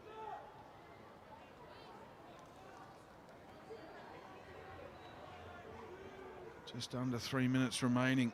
Is there going to be a moment of brilliance? Is there going to be a big mistake?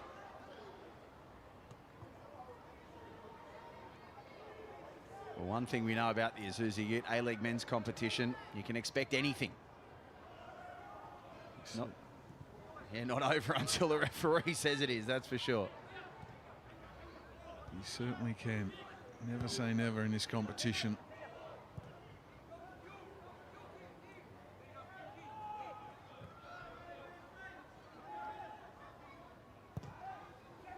Matt Yerman with the long ball over the top. Duke with the flick on header, but no one running through, and Redmayne takes his time to come and collect and just wind a few more seconds off this clock. Got the pace of Sabit Nyor and Bailey Brantman up front.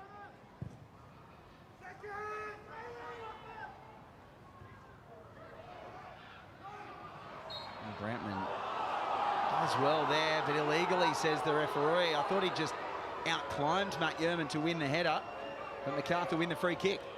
Yeah, I'm with you, Glenn. I thought he just assumed the front foot and gone up fairly there. Matt Yerman was caught a little bit flat-footed. Aaron is rightly feeling hard done by Ben Abraham. 90 seconds away. Callum Talbot slides in. The last touch is off a Mariner, but Talbot gives away the free kick. Ben Abraham sliding in illegally. Oh, Ben Abraham telling Callum Talbot he's sliding in illegally. And Will Kennedy stays on the deck. I'm not sure there's anything wrong with that either. Maybe it's a get square from the earlier decision, only a couple of seconds earlier. Nonetheless, it must be said, Glenn, before this game comes to a close, that credit to the Central Coast Mariners community, the Central Coast community. They've come out in numbers this afternoon to rally behind their club after a very difficult week. And a fighting point would probably be a fitting result. Even though Macarthur no doubt will head back down the freeway, disappointed if they don't get the 3. It's good to hear that the APL has guaranteed the players and the coaches until the end of the season. Hopefully a new owner will be in place before then. But whenever these things happen, it becomes hard to concentrate on that 90 minutes. But in the same way, that 90 minutes can be a bit of an escape from the realities of what is happening off the field. They've battled bravely this afternoon. Bosniak with one final opportunity. It's well held by Redmayne. And Ben Abraham looks at his clock. He's allowing play to continue at the moment. Redmayne in no hurry to get rid of this. And now Ben Abraham does put the whistle to the mouth and signal full time at Polytech Stadium. Kudos to the Central Coast Mariners fans who've come out in atrocious conditions a day after a delay. They thought they may have missed out on anything this afternoon when they found themselves a goal down at the hands of Luke Vickery. But Sabit Nyor came up with an equaliser. Andrew Redmayne was an absolute hero for the Central Coast Mariners. Some big, big saves in both halves of football. Mitchell Duke, when he came on for Macarthur, had some really good opportunities to score his first goal back in the A-League. He wasn't able to find the back of the net. And the Central Coast Mariners coming from a goal down against Macarthur, who missed a chance to rejoin Sydney FC and sit in third place on goal difference. The Central Coast Mariners are off the foot of the ladder, albeit on goal difference from Western Sydney. Handshakes between Luke Bratton and Storm Rue. Luke Bratton was so good in midfield for Macarthur. And James Donachie and Matt Yerman, the veterans, reuniting. Andrew Redmayne, plenty of years in between those three. It has finished in Gosford after Luke Vickery's goal. 10 minutes later, Sabit Nyor made it the Central Coast Mariners 1, Macathur FC 1.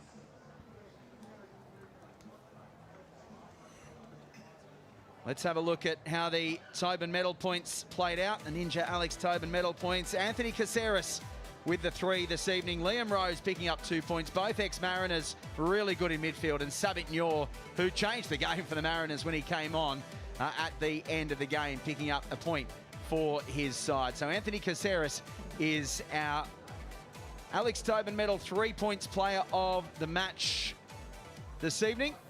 And we'll be catching up with him right now. Anthony, appreciate your time. Commiserations on not getting 3 points. You guys particularly dominant in the first half. How do you look back on that 90 minutes? Yeah, frustrating one, to be honest. Plenty of opportunities in the first half, and we didn't make the most of it. And then, you know, a lapse in concentration allowed them to break to the other end, hit the crossbar, and I feel that after that we kind of hesitated to play, and that kind of killed our momentum a bit. And the second half, the game was quite open and a lot of transition moments. Again, a frustrating half in the second as well. We got the goal, but conceded a soft goal not long after that, which again stalled our momentum. So, yeah, look, we were probably the better team, but, you know, in the end of the day, got, I guess, a fair outcome because we weren't clinical enough.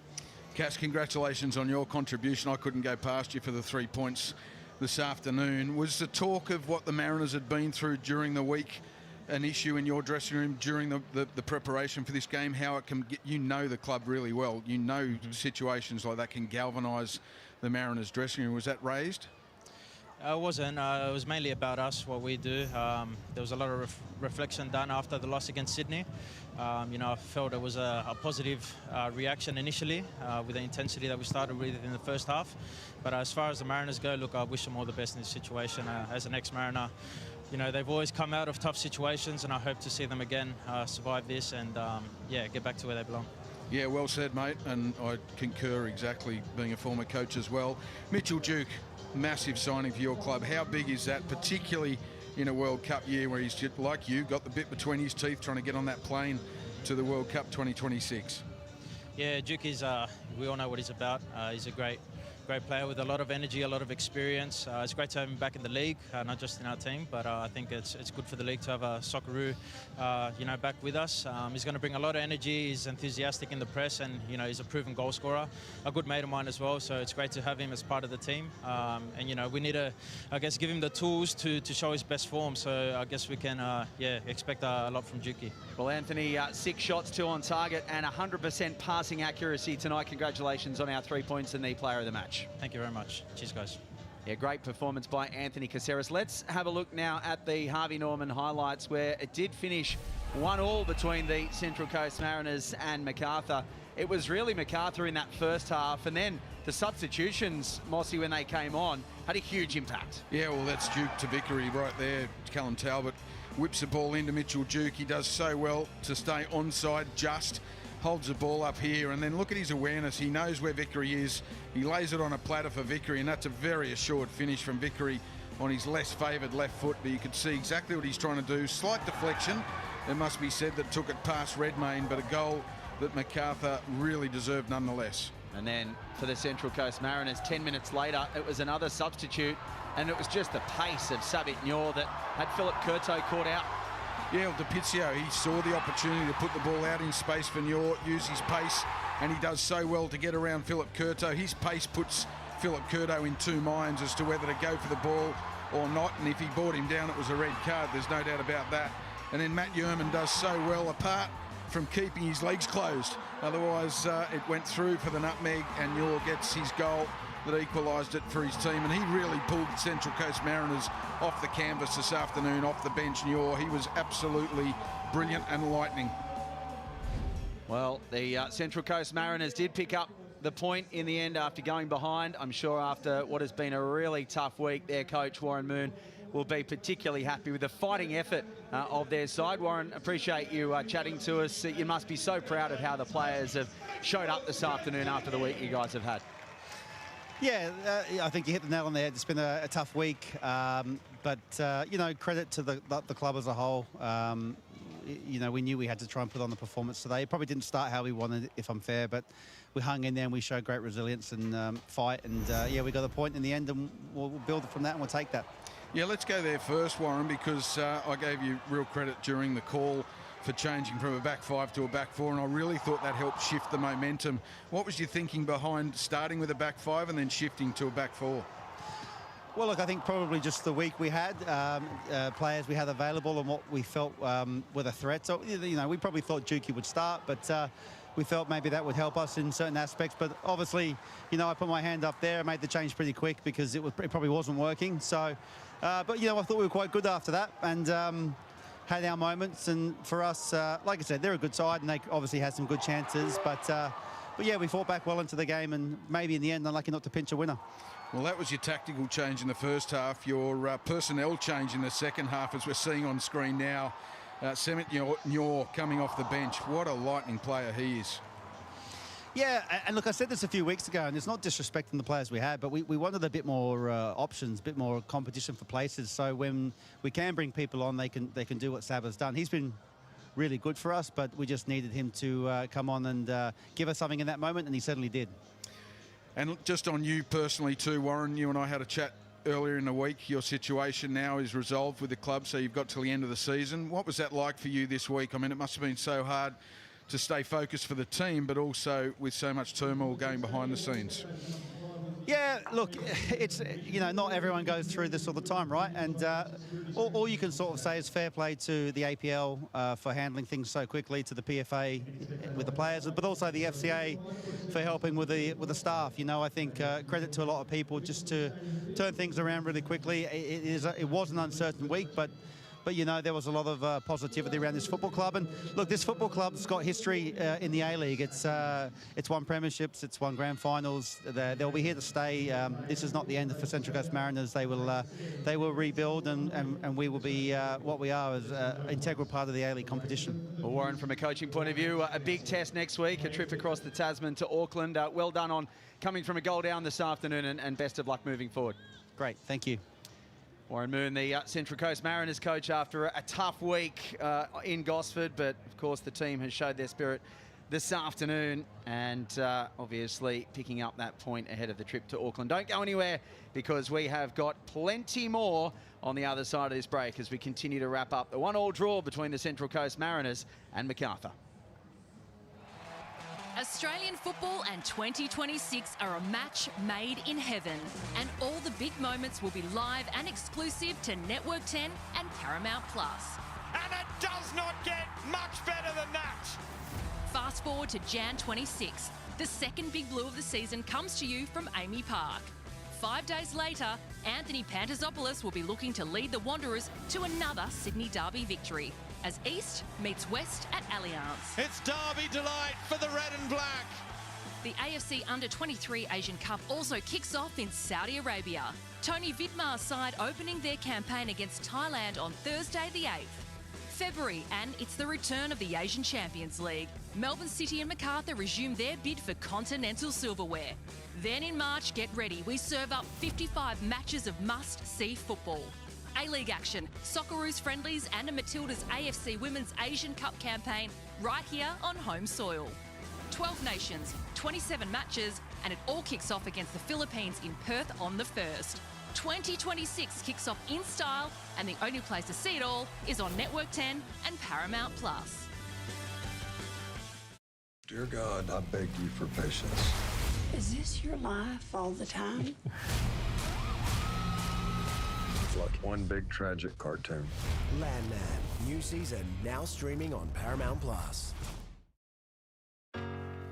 With the Isuzu MU-X SUV, everyday life doesn't have to be every day at all.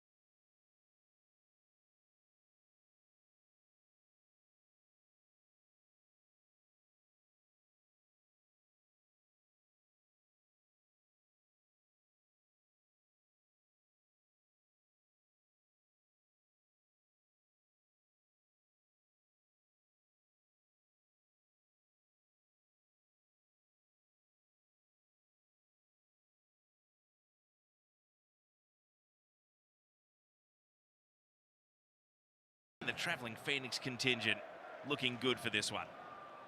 Let's go to the lineup. Sydney FC, no reason to change the starting 11 after their 3-0 win against Macathur last Saturday. A couple of switches on the bench, though, and potential A-League debuts for two players, 17-year-old Nico Alvaro and 18-year-old Marin France wait in the wings. And they're not even the youngest player on the bench. 16-year-old Akol Akon keeps his spot as a super sub as well. Piero Quispe, the Peruvian, was able to find the back of the net for the first time against Macarthur, and also, in addition to the goal, arguably his best showing so far in a Sydney FC shirt. He continues to build into the season. He's a great technician, and will there be more on the way today?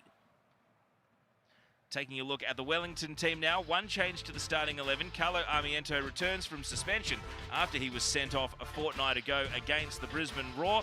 It pushes Lucas Kelly-Heald to the bench. His brother Albie Kelly-Heald is restored as backup goalkeeper, and 45-cap international Bill Tuiloma could be in line to play his very first A-League game at age 30.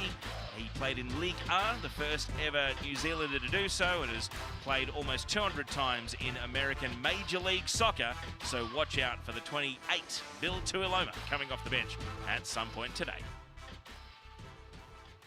Carlo Armiento is the only member of Wellington's starting 11 today to have actually scored in his career against Sydney FC. That was back in November 2022 when he was playing for the Brisbane Roar. And sitting on the bench, the only other player in the Wellington squad today to have ever actually scored against Sydney FC is Nikola Milausnic, but he loves playing against them. He has scored 5 times in 16 appearances over his career. Ufuk Talay, happy to be back on the winners list last week, and he'll be hoping that his team can continue the good form, because top spot on the ladder is on offer today should he be able to oversee another winning effort. Giancarlo Italiano will be acutely aware of Wellington's decent but not incredible record against Sydney FC. 18 wins to 27 head-to-head and 8 draws over the A-League journey. Today's referee is Sam Kelly. Assistants are Brad Wright and Emma Kotzbeck, and the fourth official is Jake Rose. And in the VAR booth, should an extra pair of eyes be required, are Tim Didascos and Casey Rybelt.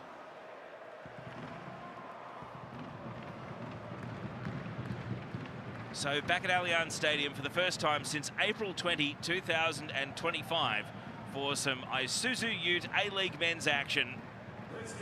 Sydney FC to kick off, attacking the left of your screens in the first half as the countdown takes us to kick off.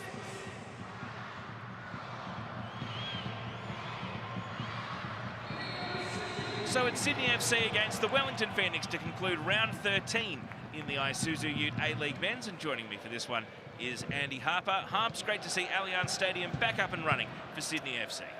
Yeah, g'day, Teo. Let's hope it keeps running. It's been a long hiatus for Sydney. Major renovations on the playing surface, which at kickoff looks great, and not a bad first up test. It's the first full-on game of football since the renovation. 134 mils of rain has dropped between yesterday and today, so if it's going to survive that, it'll survive anything. It's a great point for those of you watching from New Zealand or from further afield. It couldn't have been put through a sterner test with the weather, which did force the match between the Mariners and Macathur to be postponed by almost 24 hours, and was played earlier this afternoon. As a result of that venue being underwater yesterday, they had to wait for the tide to go out to drain the venue. Here's a long ball down the left. Pat Wood coming off a goal against Macathur last weekend. A bustling run, and the ball eventually finds its way out after a bit of defending from Mandrake James to see it over the line.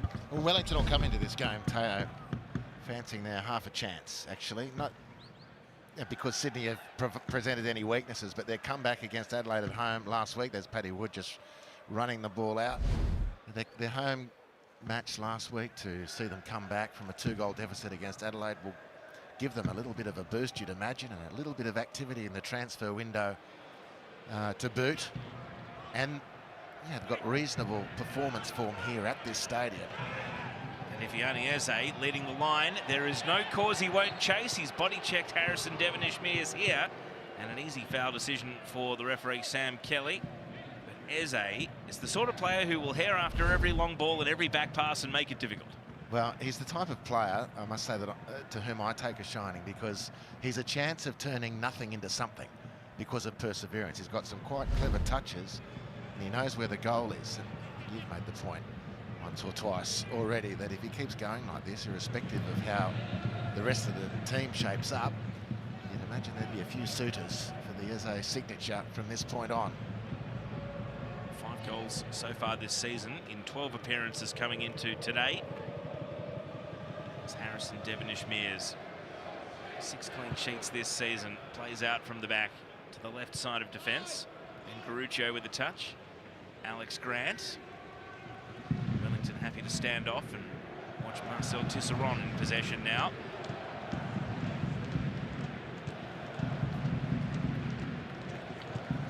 The midfield he ventures.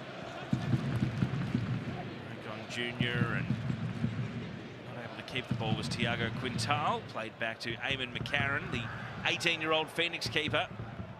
Pressed very high by Pat Wood, got the ball away in the nick of time. And problems for Tim Payne as he was closed down by 2 opponents. Sydney FC have spilled possession. Ocon is wiped out, but in the meantime, Sydney escape with the ball. Quintal, and now Campazano. Ryan Grant, out to Tiago Quintal. Wants to cut it onto his left side, scoops across and headed away by Alex Rufer. Sydney FC do win possession back though. A couple of encouraging touches for 19-year-old Tiago Quintal.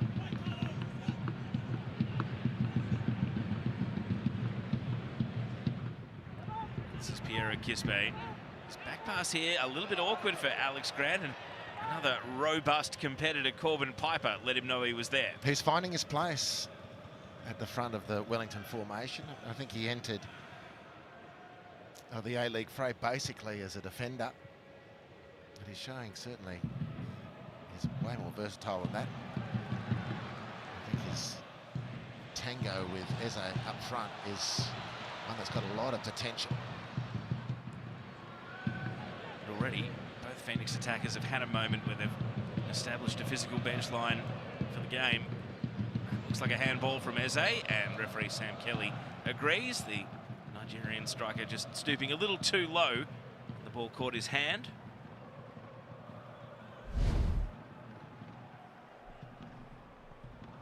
Good eagle-eyed reffing from Sam Kelly, but Sydney was short-lived in possession. Eze, ball to no one in particular up the middle, and Devonish-Mears will play it out first touch.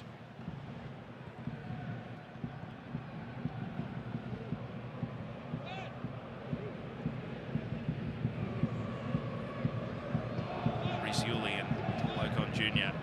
playing the ball back and forth. Now Tisserand. The next pass all important. Campazano is going to chase after a long ball, and it seemed like both central midfielders got stuck down at the wrong end of the pitch there for Sydney FC, and Tisserand with a speculative attempt. Now Mandrake James working with Isaac Hughes. Campazano making life difficult for Hughes.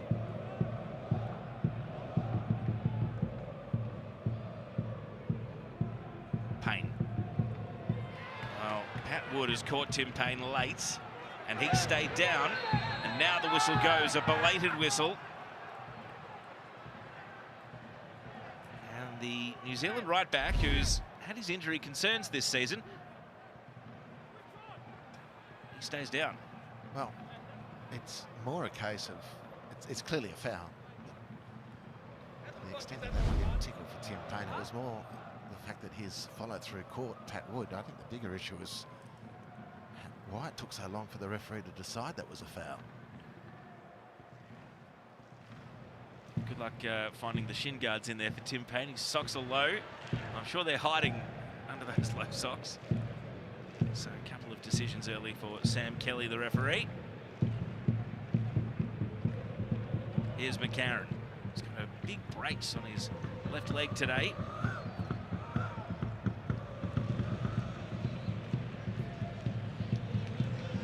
Wellington trying to find a clean passage out of their defensive half. Perhaps Kasugi Nagasawa can make it happen.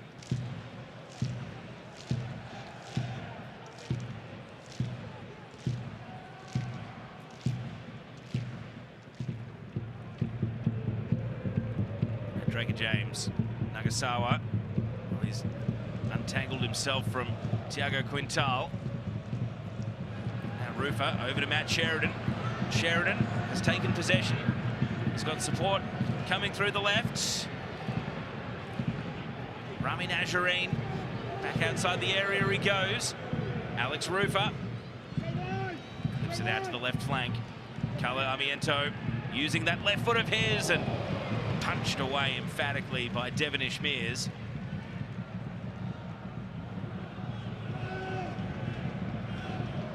Exler with the header. Returned by Payne. Armiento shot on sight and a good save. Devonish Mears down and putting the ball behind for a corner kick. Carlo Armiento back in the team and back into the thick of the action. And that left foot of his back into the swing. Firstly, this is the delivery which caused a little bit of consternation for Devonish Mears, but not nearly as much as that shot. The diffusion of which was excellently executed by Harrison Devonish Mears. Great save. Good action from Armiento. Sprightly from the Knicks. He's the one they do want shooting outside the box in the build-up. Sheridan had a tempting chance to shoot from distance, but opted against it. Waited for the foot hammer to appear. Here's Nazarene's corner. Devonish Mears double fist down and then across the face. So a good chance there for Rufer, but ultimately his attempts to miss the pack of players. He also went wide of the target. Well, two lovely left feet on show for Wellington. And this wasn't one of them. Armiento to set up the corner. Nazarene to take the corner. Rufer to skew the chance.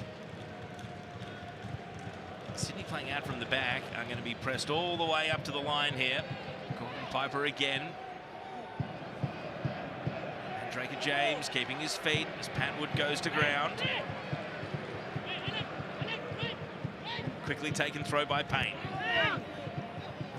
Piper now, a crunching rise over the top of another opponent. He's throwing his body about, and Ben Garuccio is his latest victim.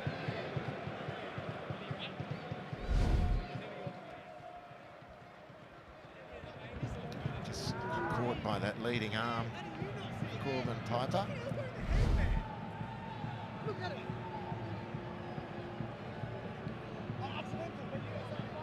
Garuccio, shall we say, a little irritated. Perfectly placed crowd and effects microphone there to pick up that conversation. Garuccio not happy. Thought the elbow should have drawn a greater sanction. Back there. So after 10 scoreless minutes, it's an even game. Phoenix with the best chance to score so far. Nagasawa. Nazarene. Looking for a gap to exploit. Can't find it. And the ball volunteered up for a goal kick. 2 goals this season for Rami Nazarene, though. Never scored against Sydney FC. It'll be his 10th appearance against them today.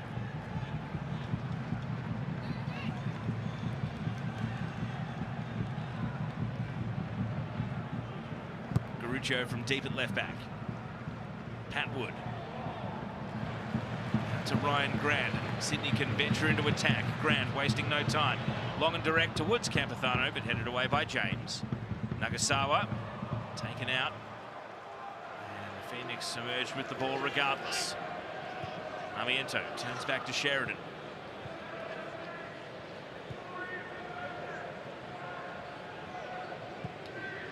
Gradually, the Phoenix are starting to become the more comfortable team in possession. What can they construct here? Nagasawa. Sheridan with a little burst, and he's able to win his team a throw in.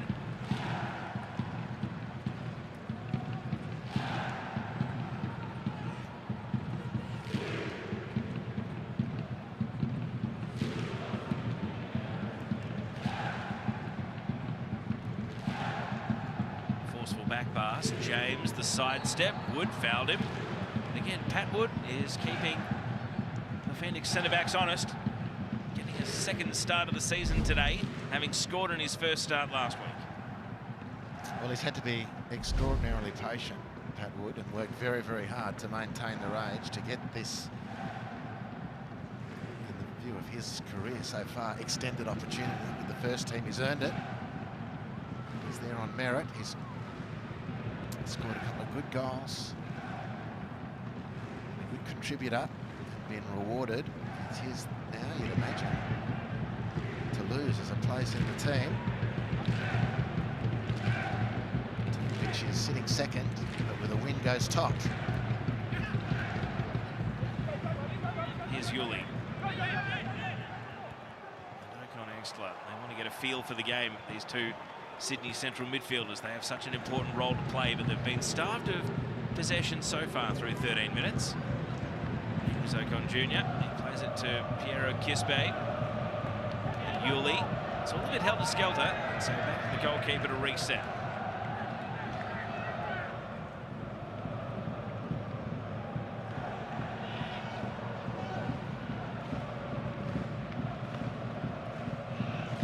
Tisserand.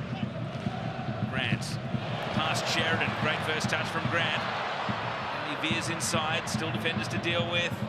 Ocon Jr. And now Wood. Doesn't want to shoot from outside the box. Quintal. Cuts onto his left side. And there were two Sky Blues waiting at the far post, but neither could lunge for the ball. The two Sky Blues to whom you refer, Tay, were the two fullbacks. Matt Sheridan getting it all wrong. He could have made that intercept and stopped the attack, but it's Ryan Grant, the outlet, who continues the action. And there he is, Ryan Grant. Probably fancied, I think he might have been in an offside position why he didn't play at the ball. Outside him was the left fullback, Benny Garuccio. It's the first real time that Wellington's press has been outplayed. It's been the decisive factor of the opening 15 minutes here. Wellington's work in the Sydney half of the field, just like that. Most of the energy being led by Piper. Well, he called it a tango early, and there were two tangoing there. Eze and Piper working together to hurry Sydney into clearing the ball and getting possession back.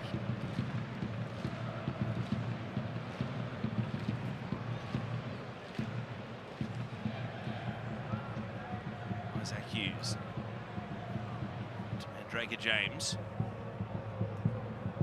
Over the head of Eze.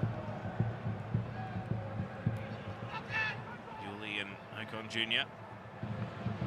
Now Tisserand.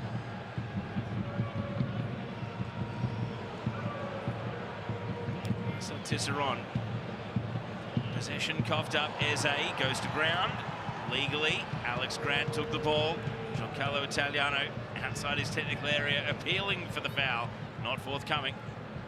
Eze back to his feet, and Sydney FC with the ball. Campazano. Now Yuli. Garuccio inside to Kispe. Back to Garuccio. And Kispe with a really nice pass, but just a little bit overweighted. Ever so slightly too much. And the best efforts of Ben Garuccio couldn't cut it back. Just too much on the pass from Kispe, but it's his first real moment to build the attack for Sydney. There's the, for all really intents and purposes, to be a foul on Eze. Chiefy's still going on about it. Alex Rufer in the break of play asked the ref about it. I think they're reasonable questions. So as Phoenix take their time over the goal kick, let's throw it down to Daniel Garb. Garby, good afternoon. Well, isn't it great to be back at Allianz Stadium? Sydney FC's first game here since April last year. And the fans have certainly got a pep in their step as a result. Leichhardt Oval is fantastic. We all know that, especially when the sun's shining and the fans are packed on the hill. But this is a world-class stadium, and there was a big buzz about the place as the fans came into this venue. The Cove are in full voice. There's a nice crew of Wellington fans here at the moment as well, and the pitch is holding up as well as you could hope, considering the deluge across New South Wales in the past 48 hours. And Garby, safe to say, Ufotale has been the more placid of the two gaffers so far, whereas Giancarlo Italiano is riding every kick of the ball. There's a strut about Chiefy in the technical area at the moment, that's for sure. I think he's enjoying the fact that their form has just stabilised a bit over the last fortnight, and I think he quite likes the way in which his team is set up early on. So, yeah, they're enjoying their start, the Phoenix, and their manager is representing that right now. Sydney FC, decision time again. Their centre-backs will be charged with the responsibility of turning defence into attack. Well, that Alex Grant pass perhaps shows the conundrum that they're trying to solve through 17 minutes so far. Phoenix back in possession. Isaac Hughes.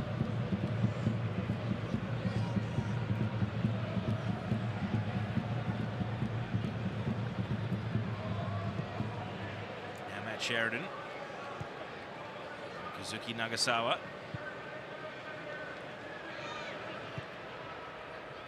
From left to right, the attack trying to stretch the Sydney defence and find a gap. Najarine's pass, a little skinny. Garuccio.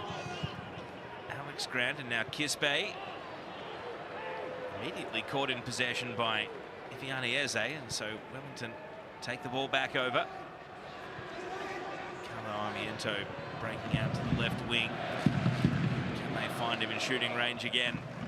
The ball's over on the right this time. Payne. And things will stop for a throw-in.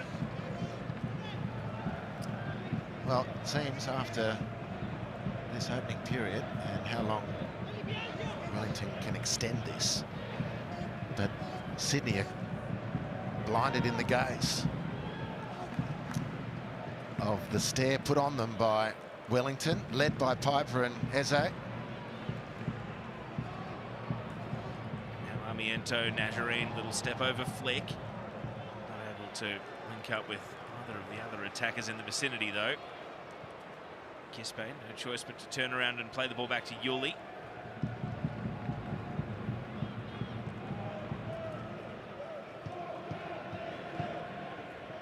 I think one of the things that's helping Wellington, and if it's been identified by Chiefy, and well done, but Sydney's two defensive midfielders, Ocon and Yuli, both start very deep.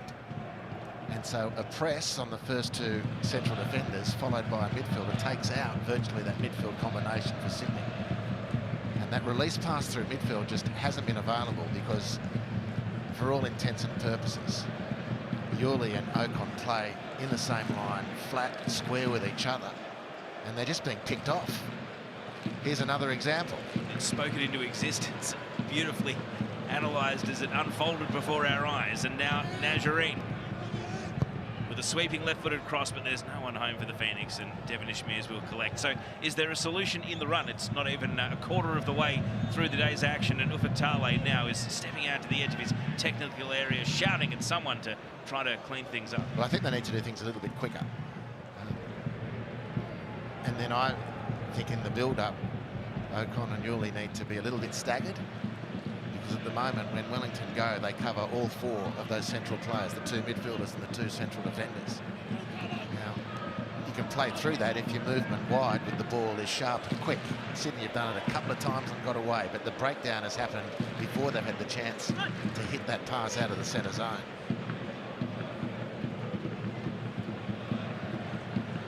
Now enjoying a longer chain of passes here as Garuccio. McCarron committed, and he had to make a save in the end. He's received a big blow to the body for his trouble. Ben Garuccio able to fire the ball at him. And whether it was Garuccio himself or the ball that has caused this discomfort, Eamon McCarron is down and hurt. Well, it was very brave in the end from the youngster. You wouldn't be surprised if he copped knees in the chest as Garuccio legitimately went in for the ball. It was there to be contested. Nice ball over the top. Grant to Garuccio, the ball skids. There was a little half moment when McGowan had to make the correct judgment, and then that's incredibly brave goalkeeping. And it's really heavy contact. Benny Garuccio straight there to see that the keeper's all right. There was totally legitimate challenge from both players, but certainly McCarron's put himself in a really compromised position. And we saw Albie Kelly-Heald, the backup goalkeeper for the Phoenix today, Sent to just go and take a brief warm-up. Wait for the word to come from the physio and the doctor. Eamon McCarron, only his 5th appearance. And backup goalkeeper for the Phoenix has been a bit of a hot seat. Kelly Hield is back today, but it was Joseph Chalabi last week. And McCarron back on his feet and ready to defend the resulting corner. Phoenix away fans and the home fans showing good sportsmanship to applaud him back to his feet. He retakes his post between the sticks. Sydney FC have a corner. Kisbay tumbling to the near post. Campazano able to bring the ball under his command. Wheels onto a cross. And Ryan Grant was the player challenging in the air. Both teams think it's theirs. And the throw-in will go Sydney FC's way.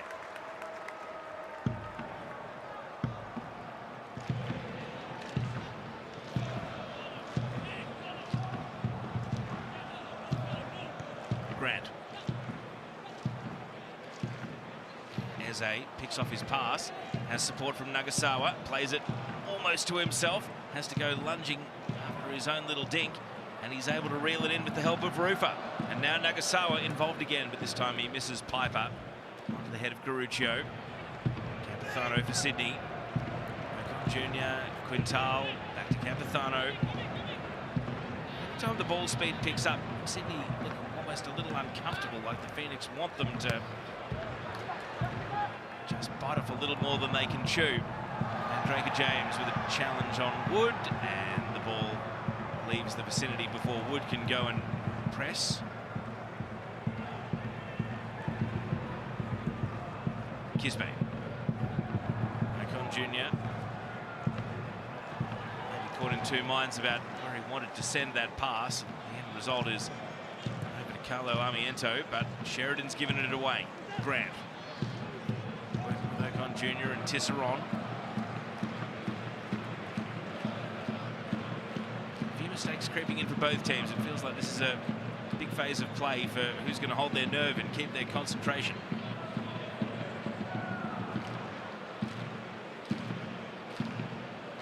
Yuli. Garuccio.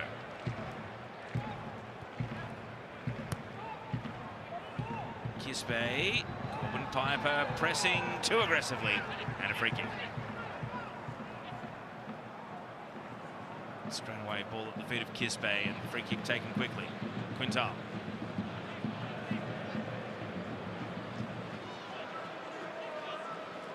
Macon Jr. Through goes Quintal. Bounce back to his feet. Ryan Grant. Macon Jr. Kisbay.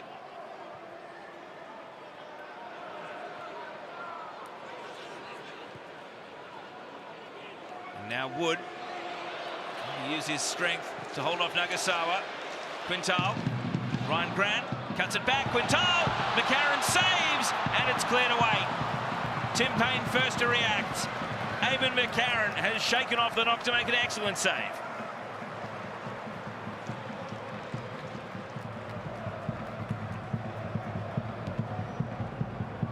The Phoenix aren't off the hook just yet. Alex Grant. And Wood is going to chase a big first touch. And a goal kick the result. Well defended by Mandrake James. Well, this is excellent work from Quintal. I'm not sure if Ryan Grant was expecting that, but the pass was soft enough from Quintal for the skipper to get it. And it's quite a brilliant save. He's just had his ribs rattled. But he's got himself to a point where he's saved the ball that's gone effectively behind him.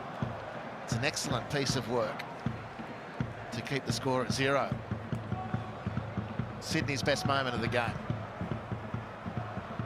A really long chain of passes too, only interrupted by a free kick, which they then took instantaneously to try to keep the Phoenix pinned inside their defensive third. So both teams have enjoyed a spell on top. We're still waiting for the opening goal. Hughes. Rufa, neat 1-2 with Payne. Eze going to ground. Even with the slip though, he's not totally out of the conversation. A couple of crunching challenges, and the Phoenix is going to be the beneficiary. Rufa was the first one subject. Devonish Mears has charged out of his penalty area to argue alternatively, and there's a yellow card that has been brandished first of the game.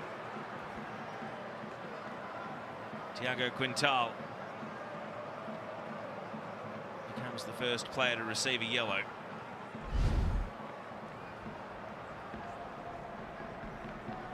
Well, Quintal's got the ball on that evidence.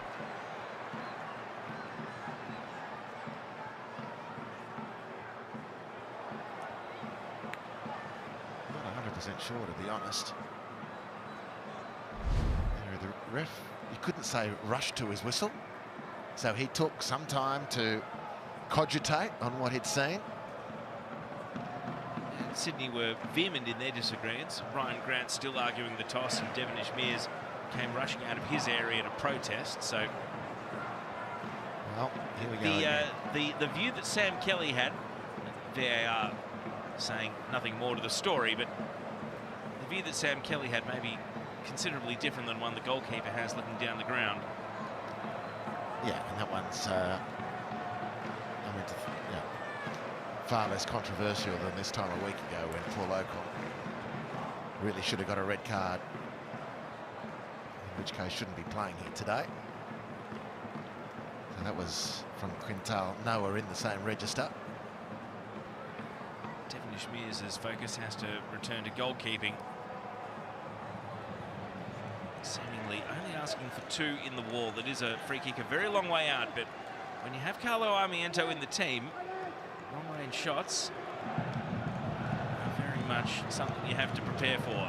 Devonish Mears is added the 3rd player to the wall. He's just rearranging Campazano here to make sure he's in the right spot. Goalkeeper's happy with his wall. Phoenix have got 2 players over the set piece. Will it be a direct shot from Armiento? He's going off a stutter step run up, and he fires with a big deflection, and in! Carlo Armiento! The left-footed super boot delivers for the Wellington Phoenix.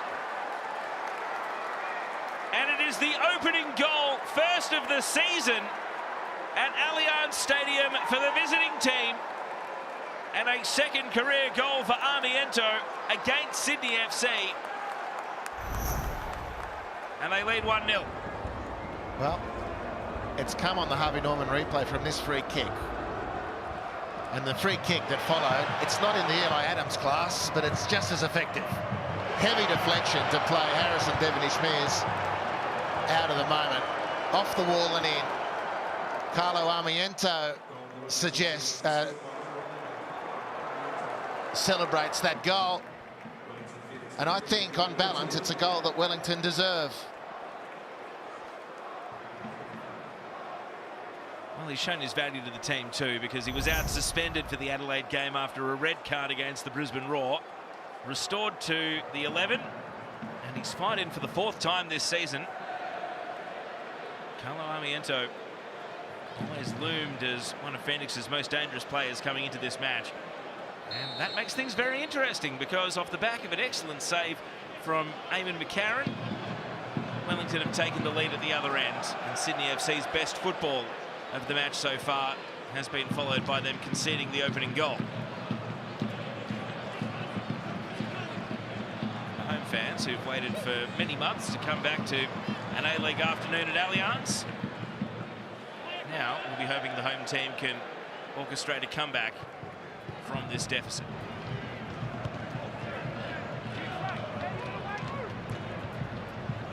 Here's Ocon Jr. Kisbay, the touch on, doesn't quite sit up for Wood. Hughes made the ball his own. Clearing from right back is Payne. Piper and Eze combined to good force. And now Fiani Eze is going to shoot from distance, but he scuffed it. Well, his name was in lights. In his mind, at least. And he had 2 good support players, Armiento to his left and Nazarene to his right.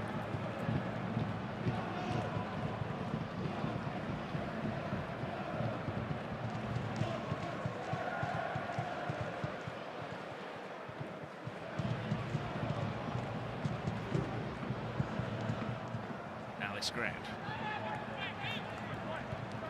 Garuccio. Goes for a dash, a looping ball. Campazano was in between two of the Phoenix defenders, out for a corner. Now let's go back to this free kick, Andy. Here's the organisation of the wall. Campazano starts on the right, then he gets rearranged all the way over to go to the left, then he gets dragged back into the middle. They just couldn't agree on who stood where in the wall, and sure enough, it deflected off the wall in.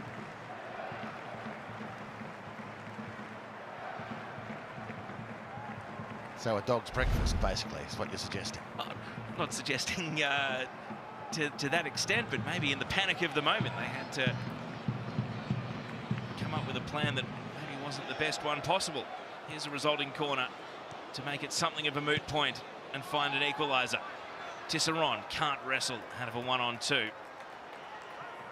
Yuli and Draker James rising to the header. Eze holds off Quintal, and now he can break away. Going through the gears here. Iviani Eze sees Najarine, sets it out in front. Is he going to keep it in? Just. And the flag's up.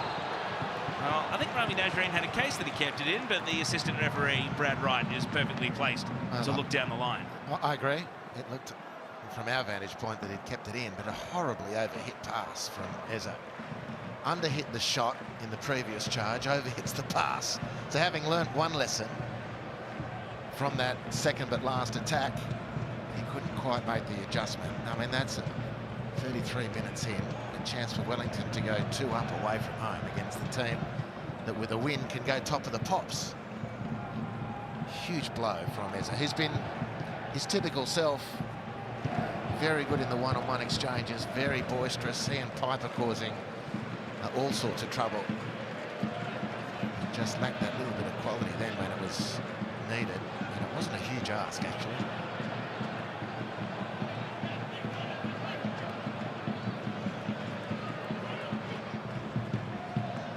Quintal, Ocon Jr.,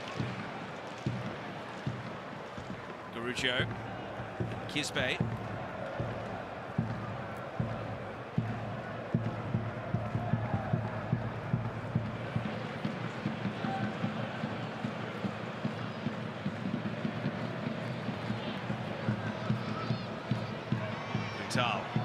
Running at 2 defenders here and able to draw in the challenge from Sheridan that puts it behind for a corner kick.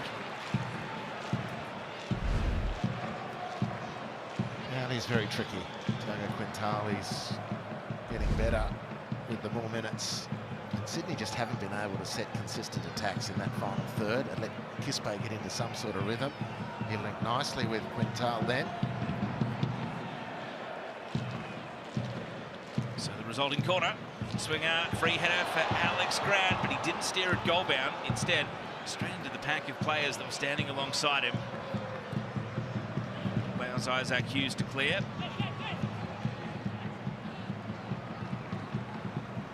The final 10 minutes of regulation in the first half.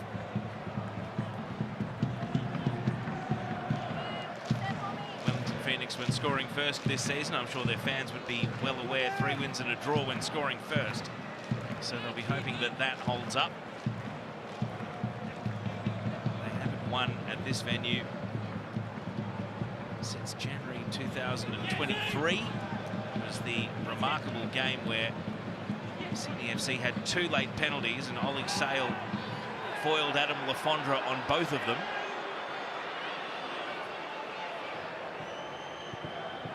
Shocked to see that date. Don't forget games like that quickly, and it felt like it was a lot more recent. I'm sure Eamon McCarron will be hoping he doesn't have to face 2 penalty kicks at any point today. Never mind 2 in stoppage time.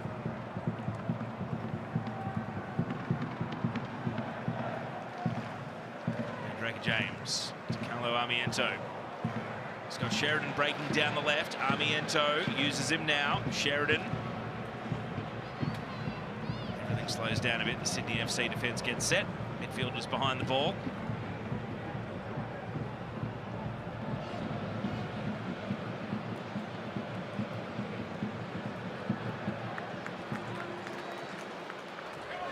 Now Draker James evading Piero Kispe. Flips the ball into no man's land really, and it's underrun by Eze. Now what was emerging as a wonderful attacking opportunity for Wellington.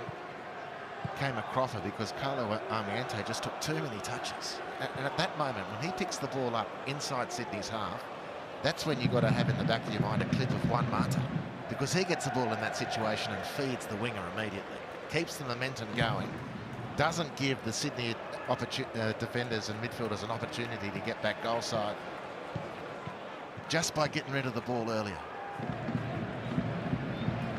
Think about the quality of Juan Mata, not to harp on it for any Victory fans watching, but the disallowed goal for Matt Grimaldi at the end of last night, and the Juan Mata assist, the first time touch from him to pass it into Grimaldi's path. Amazing level of quality.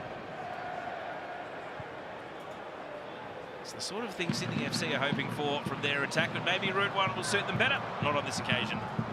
Capithano caught well behind. Bouncing ball as it ran on to McCarron.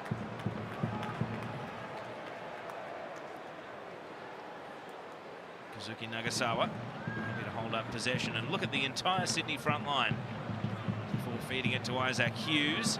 He's going to find a gap to exploit. Hughes, and he's just going to take the territory on offer, still venturing forward, and then perhaps let the ball run a little bit too far out in front of himself. And he's going to protest to the referee here as Nazarene commits a foul on Ocon Jr. Well, from a Sydney viewpoint, that's an alarming opening of a gap, bigger than the Sydney heads, as it were, for Isaac Hughes. Now, is that not a foul on him? Well, it's clearly a foul. Would Sydney argue that his touch was... Well, it doesn't matter. He was taking unretrievable ball after he takes that touch? Well, he certainly had no chance of retrieving it, having his legs taken away from him. It was clearly a foul.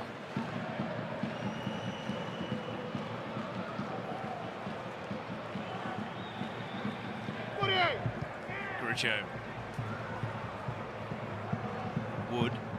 This is Alex Grant with the back pass, and Nagasawa is going to capitalise. Trying to pop it over the top for Corbin Piper, and then he had his legs taken out, but the referee's right there, barely 2 metres away. Nagasawa can protest, but no whistle. Well, I think the ref's whistle is like a player coming back from injury. It's on restricted minutes.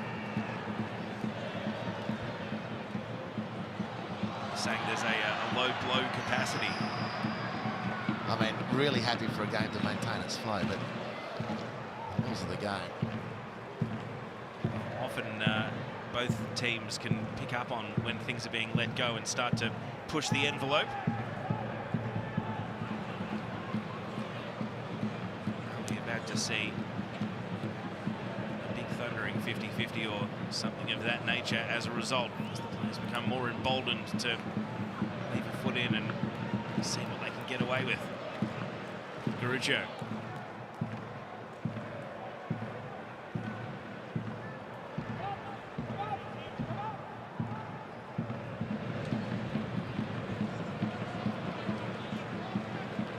Yuli. Ocon.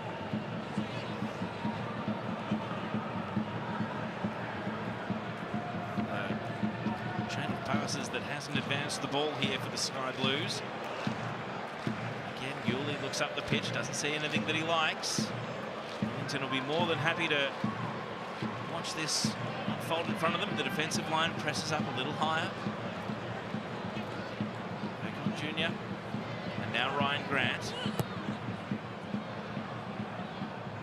Sheridan first to the ball, and good balance from the Wellington left back to read it, although his pass has driven it straight back into touch.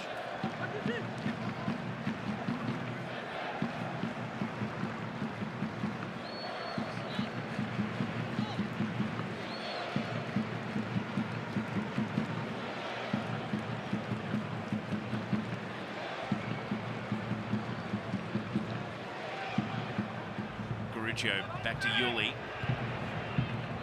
The holding pattern resumes. Yuli teasing a long ball, not forthcoming. Ocon, and now the step over. Well, didn't quite work out for Quintal. Kispe argues he was fouled. Home fans find their voice, and the game continues. Oh, and Nazarene scythed down by Yuli, and that is going to draw the ire of the fans and the entire Wellington bench up as one here. An apology from Yuli, but a yellow card's out of the pocket. Well, the first point of interest to see if there was any interference with Kispe, because a lovely little build-up from Sydney. They've been few and far between. But Kispe in linking again with Quintal. Of the fans and the entire Wellington bench up as one here. An apology from Yule. I think what played out after that was pretty clear to see. Here's the work. He certainly made a lot of it, but Timmy Payne has reached out and got a handful of it. Nazarene. Oh, jeez. That's right on the edge, that, from Reece Yuley. That explains the Phoenix bench's reaction, because it's happened right in front of them. Now, it's below the level of the ankle. They've got this sort of threshold, which apparently was ignored last week with the Ocon one. But that's below the ankle, if that matters. That looked not nice. Victale's received a yellow card as well. Daniel Garb is got a bird's eye view here. The referee's going to brandish a red. Yuley is sent off. Well, I'm not sure of the process of how we got there, whether it was the referee just reassessing on the fly after speaking to Brad Wright, his assistant, or whether there was more from the VAR booth, but the end result is that Reece Yuley has been shown a red card. And Sydney FC are down to 10 players. Yuley is devastated.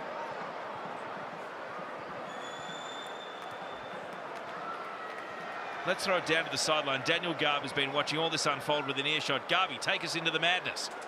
Well, Wellington were adamant. That had to be a red card and nothing else. The entire bench, as you said, Teo, was up as soon as they saw the challenge, and they refused to sit down after they saw the replay. They knew there only had to be one outcome from their point of view, and that was a red ticket for Reece Yuley. And I'm not sure there can be too many arguments from the Sydney FC bench. The foot was raised, the studs were up, and they caught pretty high.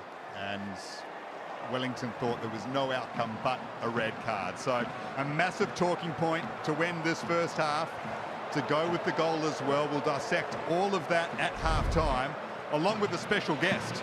We can tell you Tim Zhu will join us. The Zoos have been in the news in the last 48 hours because of the major controversy in Australian sport, of course, that being the Michael Zarafa bout with Nikita Zhu that was called off in the most controversial of circumstances.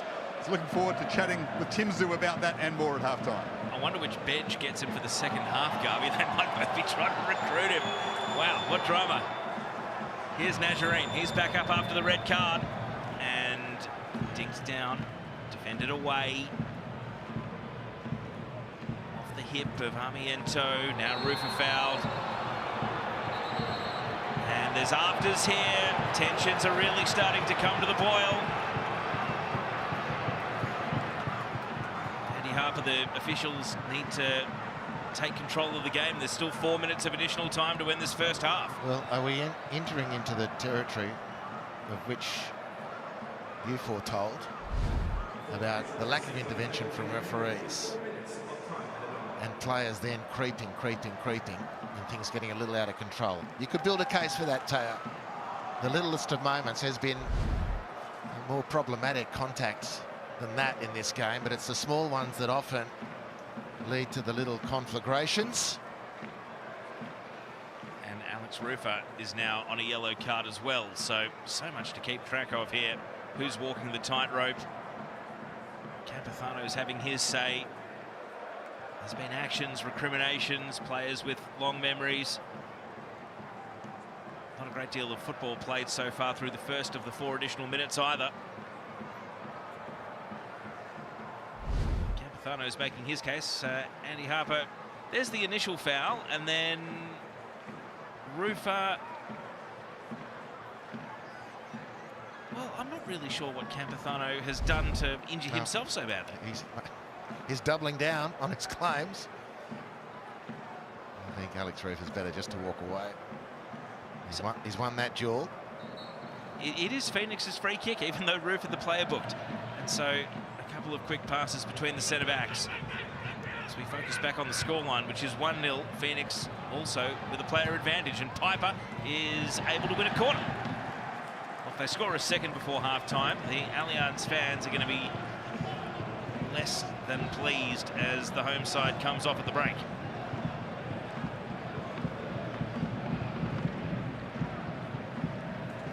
Just looking at that Reece Yuley challenge on replay. maybe what killed him was that the first contact actually was on the knee of the other leg, not the ankle that he ended up catching. I wonder if that is what enabled the match officials to cross that threshold. Rufus yellow was for unsporting behaviour, inciting the melee, so that does make sense. But it's Phoenix who have a corner. And Armiento is swinging it to the back post. First header for Corbin Piper. Very hard to do anything with it. And it sails out.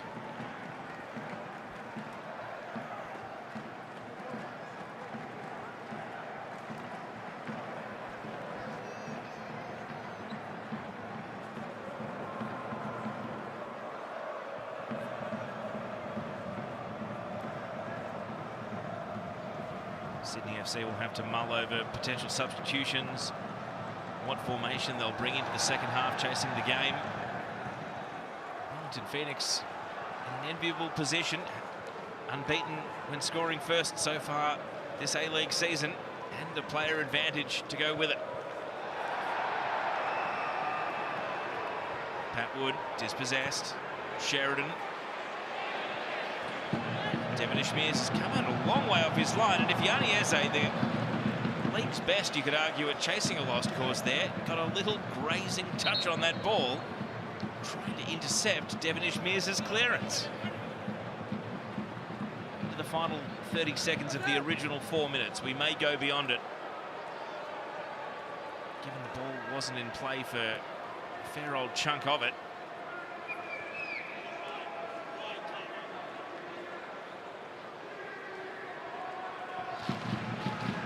Kisbay.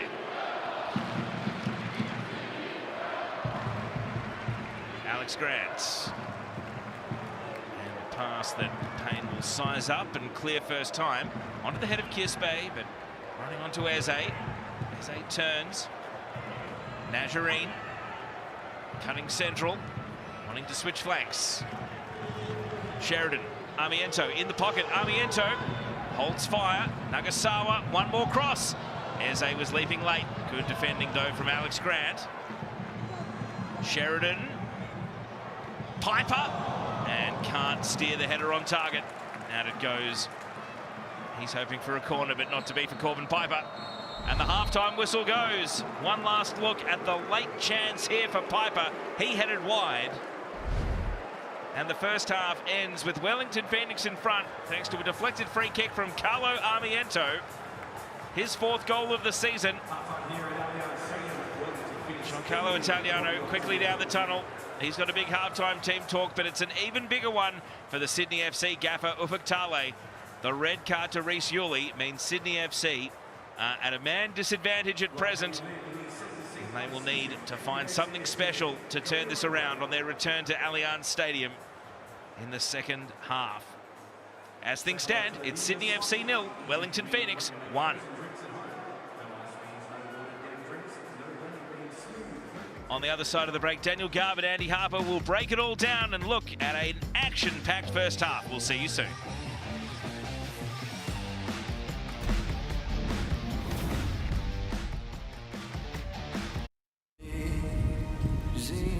I'm going to spend the rest of my career protecting my father's mission. We don't quit. Thank you. That's what my dad would do. Fire Country, new season now streaming on Paramount Plus.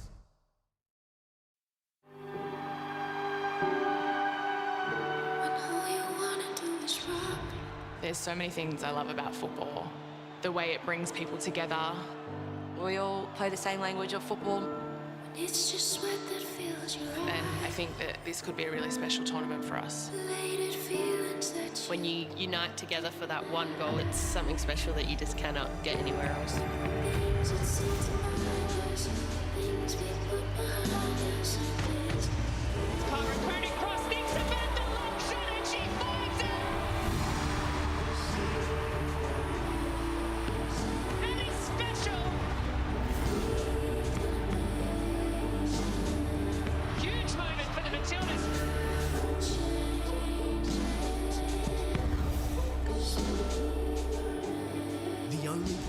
To see every game of the AFC Asian Cup is on Paramount Plus. At the start of every year, I find myself wondering again, constantly questioning life's mysteries. Could I make it in the UFC octagon? Has Dexter ever considered meditation? Will Beth and Rip make it last on the new series Dutton Ranch? If not, Rip, call me.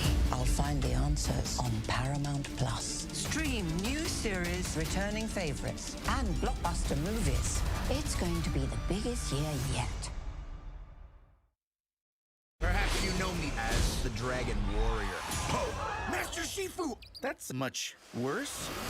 I will become the world's greatest villain by destroying the world's greatest hero. What is it you're holding? A cookie? Ah! One last Dragon Warrior smackdown. Oh, come on! I'm gonna lead you right to her front door. Hey!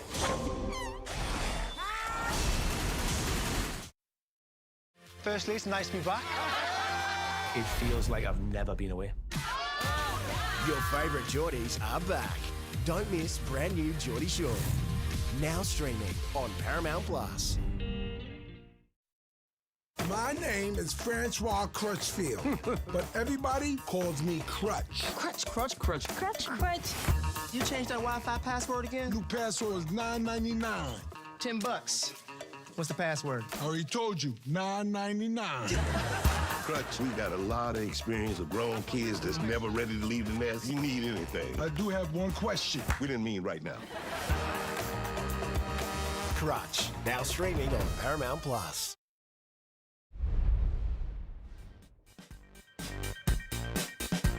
Sydney FC back at Allianz Stadium, but this is not the first 45 they would have hoped for at their true home.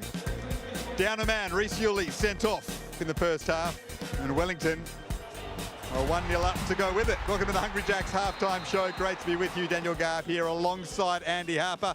Harps all smiles for Wellington in that first 45. I thought they were good value for their league, Garby. I thought they were excellent. Sydney really didn't handle the energy that Wellington brought to the game. And this, you never quite know what you're going to get with Wellington, a bit inconsistent, but this change in approach from season one with Chiefy when they sat back and hit teams on the counter. This is the complete opposite of that. They're pressing Sydney. Sydney have had no answer, and it's provided a great foundation for them to lead this football match. Let's take a look at the Harvey Norman highlights. They really settled into the game well early on, the Wellington Phoenix. There's been a form resurgence over the last 4 or 5 weeks for them. They showed that confidence early on. And Carly Armiento, with a little bit of assistance, let's be honest, from the wall, got them going with the free kick. Look, and I'm not 100% convinced that was a free kick in the first place. So there's been a couple of really controversial talking points that have changed the game. This was one of them. Armiento's been dangerous before this and after this. That it took a deflection from that set piece shouldn't take away from his general contribution, nor should it deflect from what I think has basically been Wellington's dominance. Sydney have had a couple of good chances, but I think most people watching, those without a vested interest, would think that the visiting team have put on a performance that is not reflecting the competition table at the moment. So the longer the half wore on, so did Sydney FC's frustrations. And it culminated in this, Reece Yuli sticking a leg out and getting a red card. Your thoughts? Well, first, one of the things I'd like to know is what was the process for the upgrade? So referee gives the yellow card for the challenge. We're told that there's a threshold. If it goes above the ankle, then it's not going to be a red card. Well, that was out the window last week with Paul O'Conn's. That seemed to be below that ankle high threshold, if such a thing actually exists. But that's what we've been sort of feeding off. At any rate, it was a bad tackle. I can't complain about it. I don't think many Sydney people would either, apart from the fact that it puts their team in the hole. Perhaps the kind of challenge that belongs in a boxing ring. Tim Zhu will join us in a moment. Looking forward to getting his thoughts on All Matters Boxing. Carlo Armiento leading the Paramount Plus Player Index. A couple of Sydney FC players figuring there as well. But it is the Wellington Phoenix who lead 1-0. Sydney FC down a man. I'm delighted to say that Tim Zhu has joined us now pitchside. Tim, great to see you wearing the Sydney FC shirt. It's been a big week for you, and we'll get on to some of the controversies around the Zhu family in a moment. But firstly, you've spent the week with Sydney FC. Talk us through it. You did a crossbar challenge and some other things with the boys. And I got it.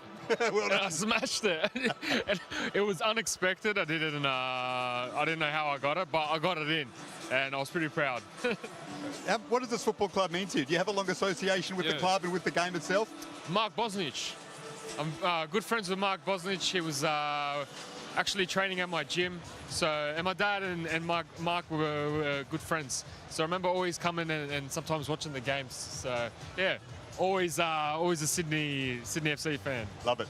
We've got to talk about the big story in Australian sport. So, Michael Zarafa taking on your brother, and a controversy to say the absolute least. The fight was called off in the most dubious of circumstances. You claimed you couldn't see, and a lot of people debate whether that was the case or not. A couple of days on, how's it sitting with you and the family?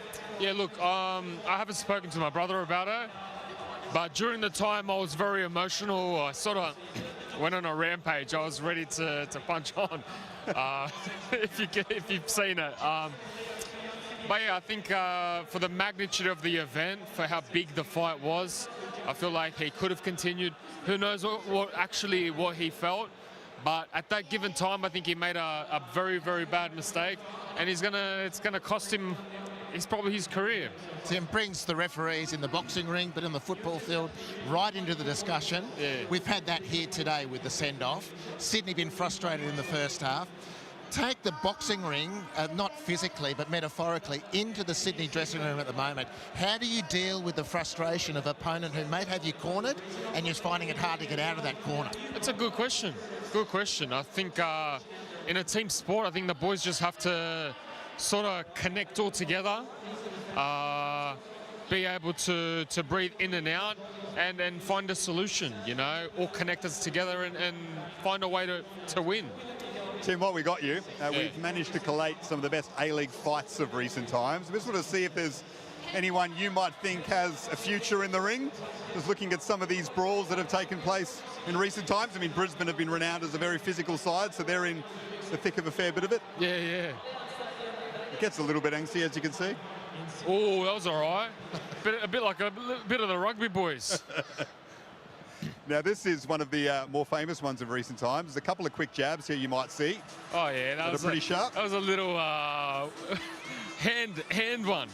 And this was Jason Davidson taking on 5 Sydney players at once. This is more Royal Rumble than boxing, I think. So that's a big blow. That's the way to go. I think the all-time favourite is Zidane. Yes. He did it properly, you know. If you're going to do it properly. Cost his team a World Cup. It's certainly memorable. Mate, been so good having you with us. Thanks so much for joining us. Pleasure. Enjoy the rest of the game. Thank you, guys. Thank you, mate. Tim Zoo, what a champion.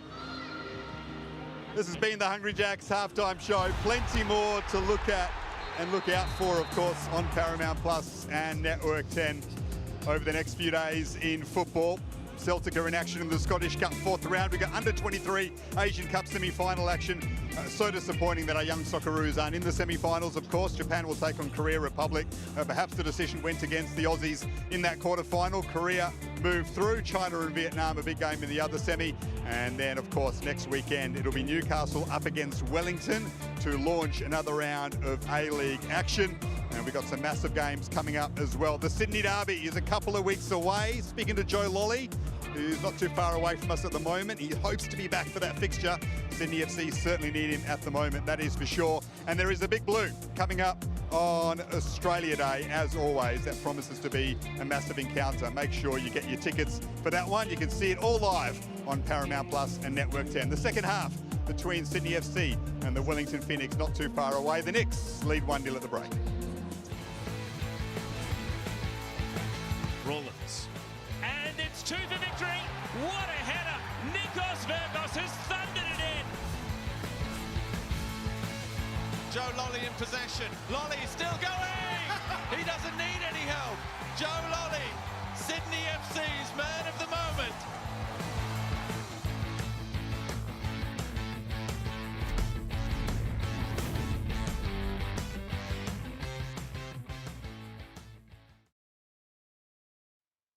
You talk to people, they don't see the badge. I talk to people, that's all they see.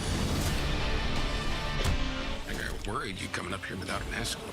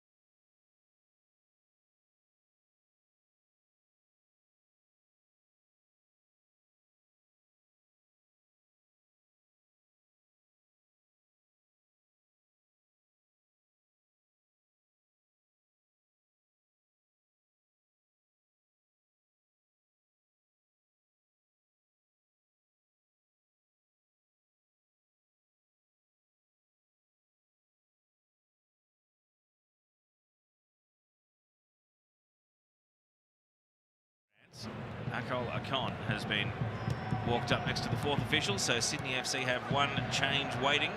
The young striker will be the next player to enter the game. Doesn't turn 17 until May. Extraordinary opportunity.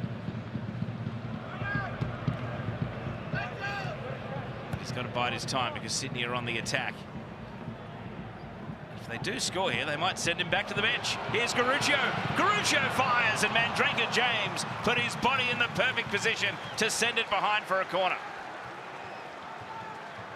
Well, a great opportunity for Sydney.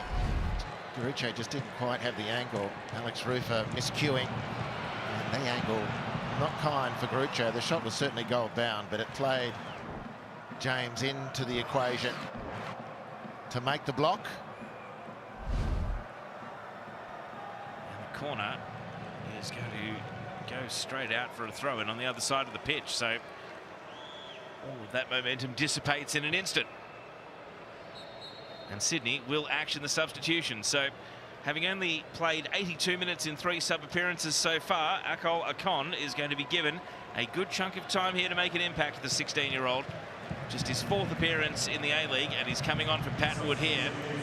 Wood, who's been lively and really run himself into the ground. But Uvaktale has decided a change of approach is needed. And on comes the 16-year-old.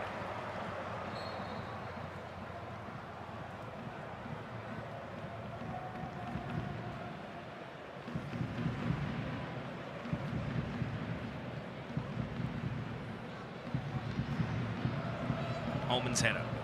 Sheridan. Ryan Grant onto the head of Rufer. And away goes Corbin Piper. Popovic goes to ground. Piper kept his feet. Corbin Piper jags onto his right side. Shot on target, but not the power to trouble Devonish Mears. And then he slips with the clearance. And Akol Akon's first touch is watching it go out of play. My goodness, the blinkers on Piper.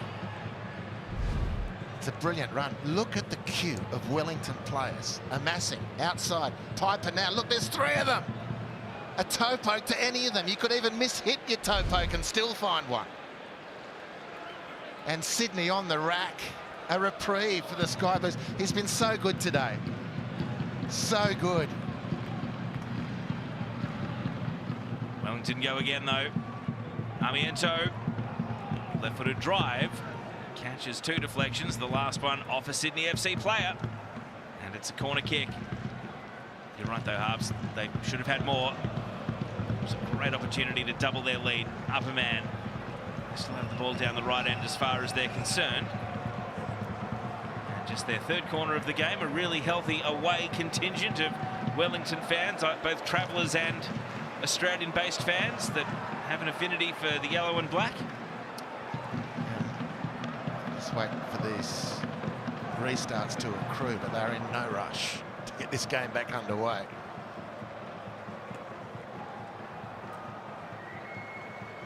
Amiento's corner hooked in at the near post, and Holman's had it volleyed into him. It's going to be consecutive corners. He had no chance of doing anything about that.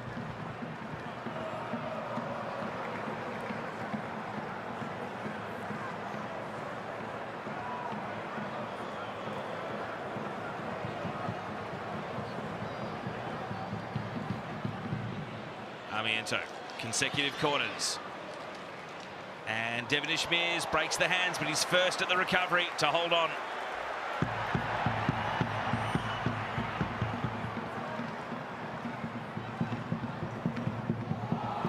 Holman. Crowd rise, Campithano. And now Alex Grant. Oh, struck it with some venom. The centre-back venturing forward. Hasn't scored since November of 2022 in the A-League. It's a beautiful little bit of work from Akol. Corey Holman's pass left a lot to be desired. And then the former Perth Glory man, I thought, was going to give us an Alex Sushinyar Perth Glory moment. And a left foot from distance at this stadium, outside the box. Grant couldn't quite navigate inside the target. So Ifiani Eze, a bit like Pat Wood, a lot of effort, but not much by way of clear-cut chances to score. He takes his leave and Paolo Retre comes on. Almost at the hour mark here, are Sydney FC starting to grow in confidence that being at a player disadvantage is not as big a disadvantage as they may have initially believed. Retre, first impression is to win possession but then trip over the ball.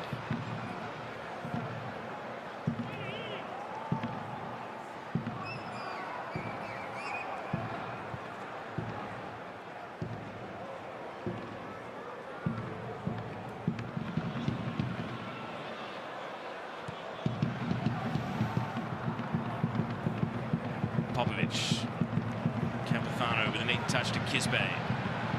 Hoping for Akon makes a presence. And Hughes. Campathano got in and asked a question of the referee. Akon is going to get himself yellow carded for dissent. He's gesticulating to the referee too much.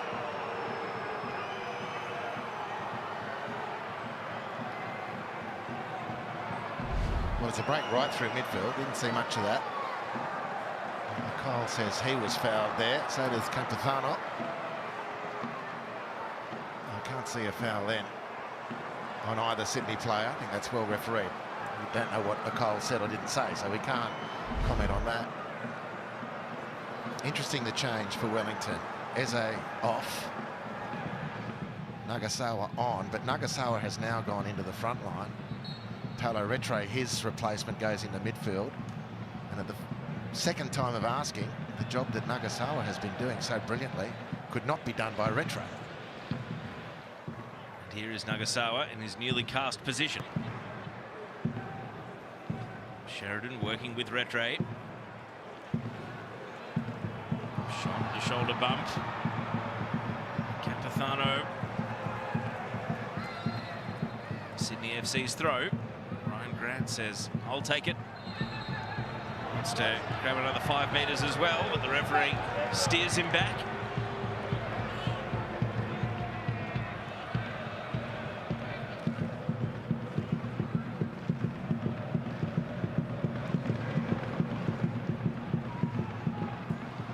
Grant's pass. Looking for Akon, but it runs under his foot. Down to McCarron.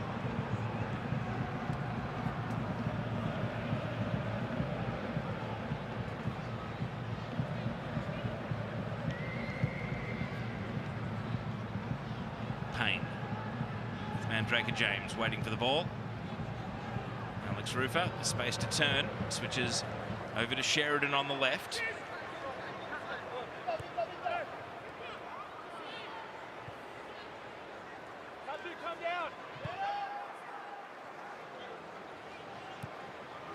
Retre.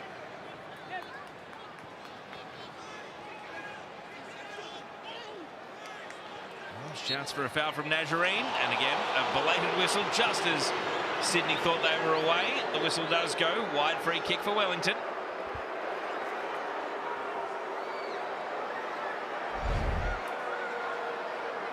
Well, foul, no foul, but the decisions are late. It's certainly getting under the skin of the locals who are watching.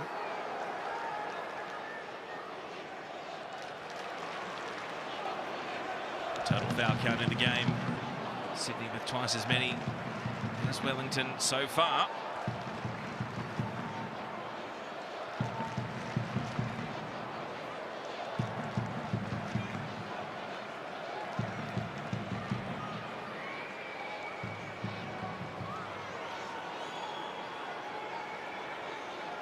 A long anticipation over this set piece. And Payne will take it. Rufer in space. Jags left. Lifts it across, and it's 2 for Wellington. Isaac Hughes. What a time for the Phoenix to make it 2. And the away bay Joyous scenes as boos ring out the rest of the stadium. But the visiting Phoenix will not care one jot. A third A-League goal for the 21-year-old centre-back. Well, on the Harvey Norman replay, all players on side from the free kick, not dealt with by Sydney. Alex Grant gets the first clearance. And very clever bit of play. Alex Rufer's first touch to set himself to shoot, inadequate. But his repechage moment was excellent. Here, the ball just bobbles away. He's fancying a shot, but he resets it nicely. And better expected from Alex Popovic there, one-on-one. Beaten very easily. And a beautiful, beautiful little ding from Rufer. And Hughes with the reward, and Wellington with the reward. They've now doubled their lead, and they've threatened to do this on plenty more occasions before now. And so Isaac Hughes finds the back of the net for the Wellington Phoenix, and you saw him there in the celebration, kicking the corner flag off the post, and he went and tried to put it back. But in the excitement of that moment, Wellington Phoenix have doubled their lead in Sydney FC. With the odds firmly against them. Akola Con, can he get an instant reply? Holman! Blocked away by Mandraker James. And the drive across the face from Campazano. And the ball goes out for a throw in. And Mandraker James stays down. Well, you know it's not your day. I don't know how Mandraker, he doesn't know anything about this. It's gone straight into him. Now there should be concern for his safety, his welfare, because that's a rattler. And it's certainly going in the goal. He saved one for sure, even if he didn't know much about it. But that's heavy contact. Great chance for Sydney. They're not out of it. Sky Blues, too many good players on the field, despite the circumstances, to rule them out. And that certainly would have helped. But Mandraker James rewarded for at least the instinctive run to the line.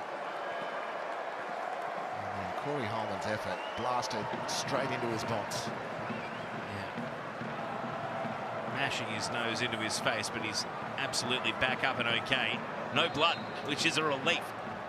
Check the teeth, make sure everything's still there. There's going to be a substitution of a different player. Rami Najarine comes off. Finn Roaconchi comes on. There's Najarine leaving the game. Of course, it was he who was fouled by Reece Yuli in the first half to draw the red card. 20 minutes into this second half. It's Wellington who've since doubled their lead. Not without some chances for Sydney FC though.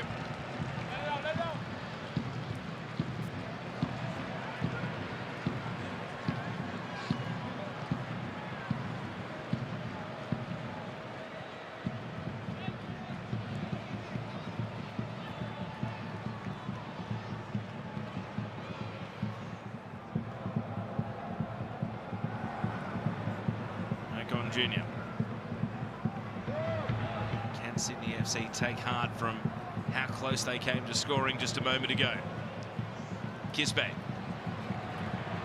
squeezing past the Phoenix midfield and gets the return ball from Ocon. Ocon Jr. to Popovic. Ryan Grant has got Corey Holman in support.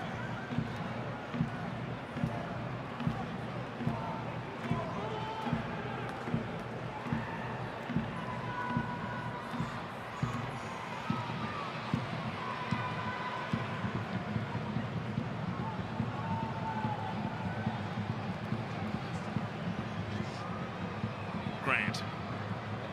Garuccio.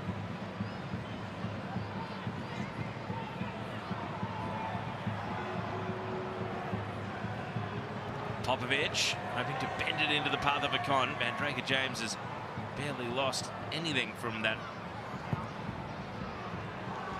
moment ago where he absorbed the full force of the ball to his face, but he's shaking it off with aplomb. Here's how the live ladder looks. Auckland would be staying top as things stand. Kisbeh chasing the cut across. McCarron short-handed. Campazano was waiting for a bobble. It never arrived. Just not quite able to pull that ball back enough. Kisbeh was a tempter.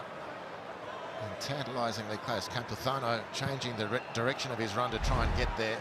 He'd started too far back in the field, which is why that ball from Kispe needed just a little bit more angle on it.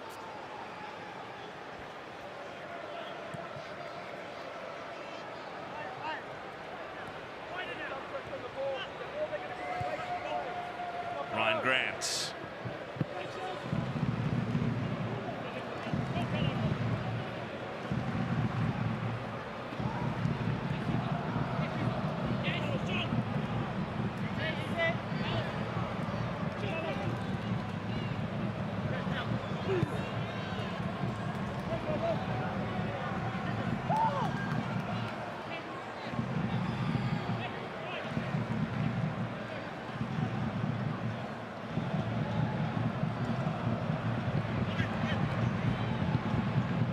Grant had that sighter on goal earlier in the half, which went just wide of the target.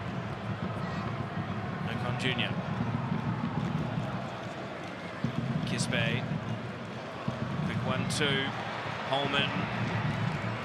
Stout midfield defending work from Roa Conchi and then Retre, one after the other.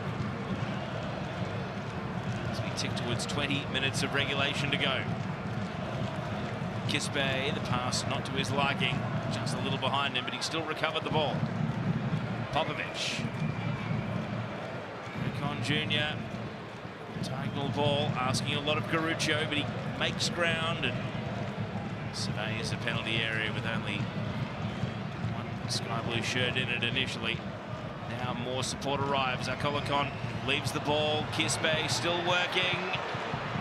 And a shot on the turn. Well wide of the target in the end. Well, the more Kispe can come into things for Sydney, you just fancy the more their chances will be. That tackle from Finro Akonji was crunching, but he's back to his feet, seemingly okay. Going to have a big role if Sydney FC want to grab back one of these goals.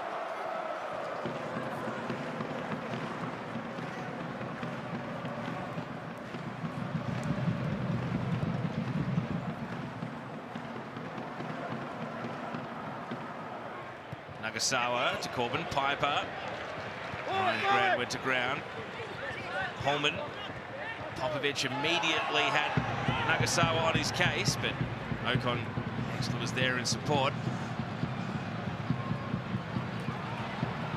Now a sprint for the ball. Ocon turns and faces the penalty area. Payne. Ocon. Garuccio's cross. Alex Grant has to consolidate.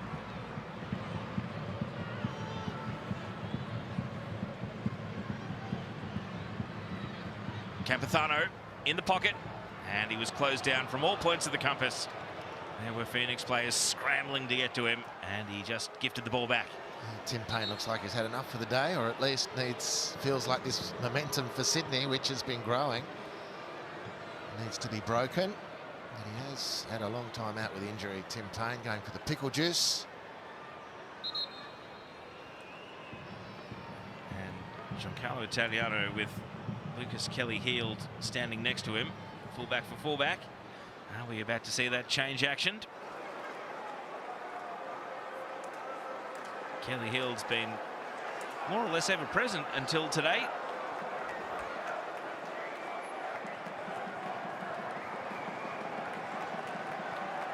Confusion reigns.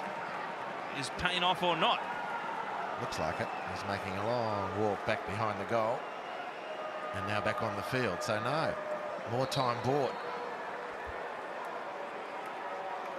Kelly-Heald's got the bib off and he's still bouncing around in the technical area, but the fourth official's not lifting the board. The ball is back live and it's in the hands of Eamon McCarron for now. A little bit of dark arts from Chiefy there. Tim Payne was walking around the back of the goal. Well, I saw the piece of paper for the substitution quickly get run back to the bench. Right, so maybe not yet. Maybe not quite the dark arts. We'll see how Payne's moving the next time he's tested by a Sydney forward foray, which might be coming right here. Mandraker James has a say in it. The ball breaks kindly for Rufer. He was caught from the blind side by Campathano. James made the ball his own again. Crunching challenge, and Roa Conchi follows up. Popovic, the back pass to Devonish Mears.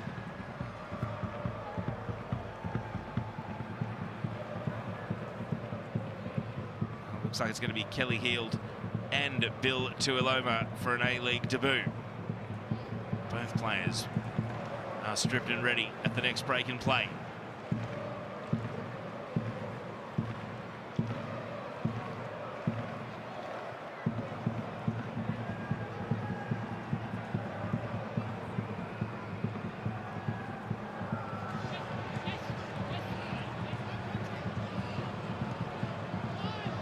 Campathano, Kisbane. Popovic directing traffic as he takes possession. Ryan Grant from the wing. And Popovic continued his run, but Corey Holman broke out of the way. And the ball just bounces on to McCarron. No shot to save. There's the double change waiting in the wings.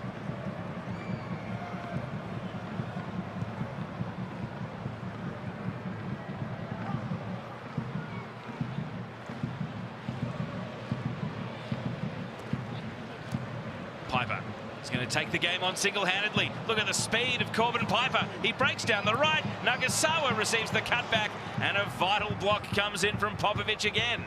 That's 2 in this half, where he has been massive. Well, that's a lung burster from Corbin Piper. And didn't he blitz him down the track? He leaves Garuccio for dead.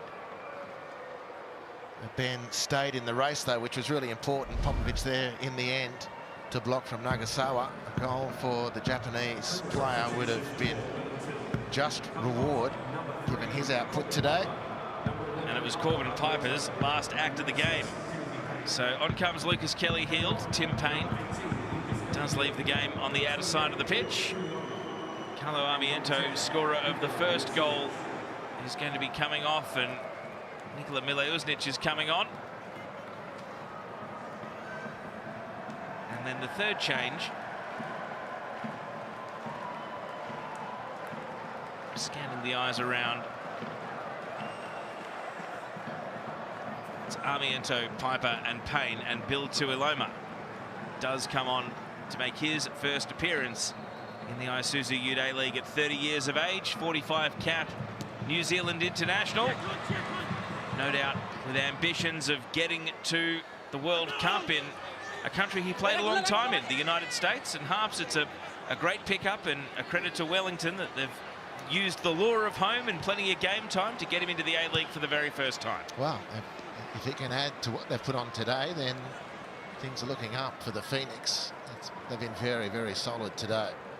Mileusnic needing to make a point as well, and his speed as Sydney pushed forward to any vacant space left behind could be telling.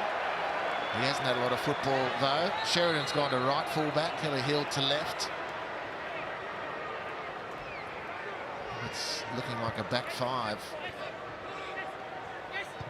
for Wellington. We'll see if that's the way it's shaping up. It's pretty conservative from Chiefy. But the more now they maybe drag Sydney in, the more you'd be inclined to leave Mileusnic just a little further up the field in that space to put it beyond doubt at 3-0, you'd reckon.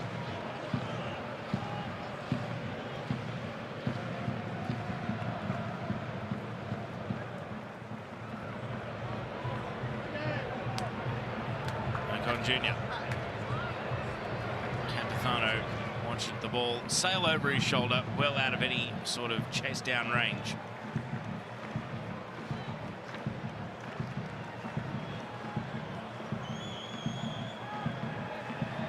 There's Tuiloma. And now Hughes.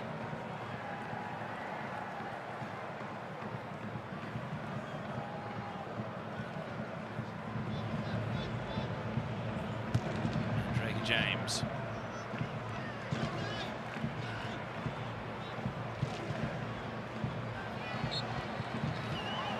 Bit of afters. Sydney FC are going to make a double change of their own. Courtney Perkins coming on for the first time since November 2020, November 22 of last year, I should say. And off goes Alex Grant. So Courtney Perkins comes on for his third appearance of the season, and Paul Ocon-Engstler comes off. And it's a great moment, albeit in trying circumstances, for Marin France, the 18-year-old.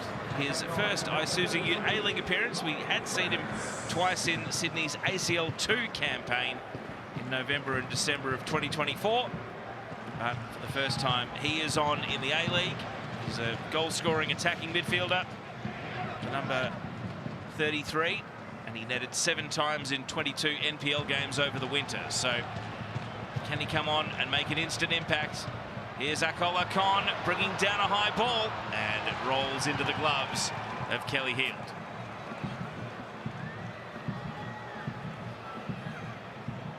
Redray running out of defence. Finro Akonchi. Alex Rufer. Nagasawa. Heel from Redray.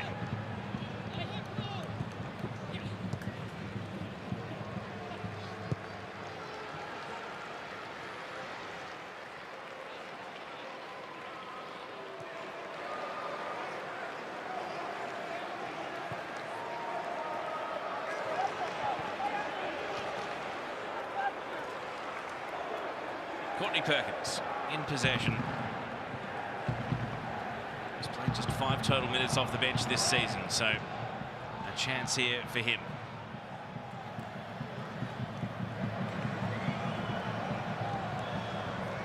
And as we pass the 80-minute mark, it doesn't matter if they're home or away. Phoenix fans, if they're in front, it's shirts off and the away bay. No afternoon sun to enjoy as shadows extend across the ground, but they're having fun watching this unfold. Here's Nikola Mileušnić now, fresh off the bench. Cuts it inside, and Sheridan not able to advance any further. Heavy touch, but that's the speed in behind that Nikola Mileušnić can bring and settle this game in favour of Wellington. As Sydney push forward, turning for the last 10 minutes plus stoppages. You know, Sydney really need to just find a little bit more movement, or a lot more movement. A little bit more energy if that's what's missing. They've been outpointed today, playing with a man less. Hasn't helped, but how often, it should be said, Teo, does going a man down actually not punish a team? As McCarron leads with his head, even though he might have still been inside his penalty area. Here's Marin France. And now Campazano from distance, and a good save. McCarron showing his talents. Really thrown himself around today. Copped that one in the Barry Gibbs in the first half, a really heavy blow. The first clearance here was with his head. Again, very brave, and this is pounced beautifully. Let's just check in on the sideline inside the last 10 minutes. Daniel Garb, what's the latest? Well, it wasn't long ago, was it, that Giancarlo Italiano's position at Wellington was called into question, and perhaps rightfully so after that 5-1 defeat to the Melbourne Victory. He got emotional on that night, didn't he? Defending his football club, defending his players and his staff, adamant that they were synchronised and ready to get things back on track. I guess he's been justified in those claims, the way in which they performed over the last few weeks. A couple of big away wins if things carry on over the next 10 minutes or so as they are right now. Just watching on from the sideline, it does look to be a well-oiled machine at Wellington at the moment. Here's France. Shot blocked away. Thank you, Garvey, and well observed. And right from the first minute of this game, the Phoenix looked ready with a plan. They looked invested, and as much as the story of this game inevitably will be the red card. So I'm not understanding why that offside had to be called. Wellington had the ball and were about to counter-attack. There's a break for Sydney, because they might have been exposed then. You get the chance now, the Sky Blues, and a goal for them. They've come back from precarious situations before. A goal can change the balance completely. And it has been a weekend with some late goals and late drama. None more so than at Cooper's Stadium last night, but Runs across the ditch. We certainly know about Melbourne City's last gasp effort to beat Auckland and compress the league a little bit further. Here's Campazano running straight at the defender. Hughes not letting anything past, and his hustle will avoid conceding a corner here.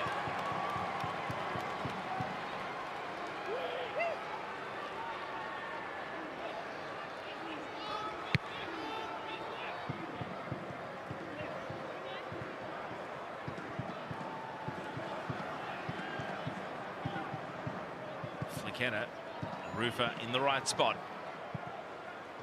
Phoenix not opposed to a bit of stop-start as they defend, and now Ryan Grant waves players into the penalty area. That a long throw is coming.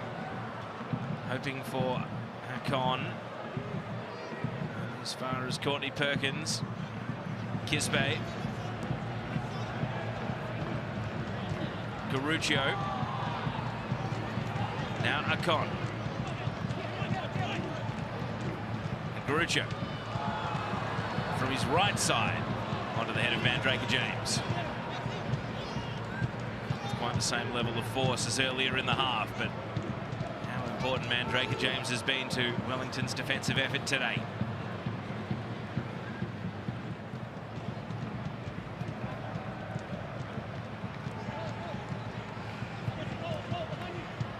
Akon. And in the end, a comfortable one-grab catch for Eamon McCarron. None of the Sydney attackers able to get on the end of the cross. And so into the last 5 minutes of regulation now. The ball hasn't left Phoenix's defensive half for a little while here. Can they build something now? Mile Uznic. Felled, and a yellow card for Alexander Popovich from his foul.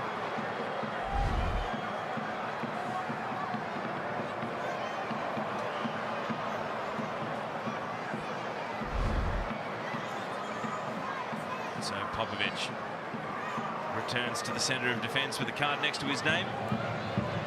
We'll be hoping it's a moot point this late in the afternoon. Tuoloma. James, and now Rattray.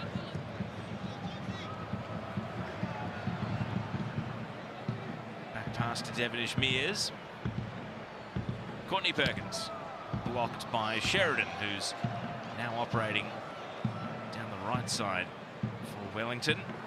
The Paramount Plus player index has Isaac Hughes having leapfrogged Carlo Armiento. The two goal scorers are 1 and 2.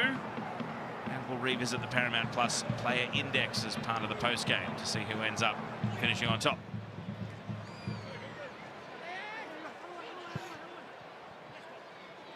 Two balls on the pitch. And the second one is kicked away. The live one remains at the feet of Alexander Popovich.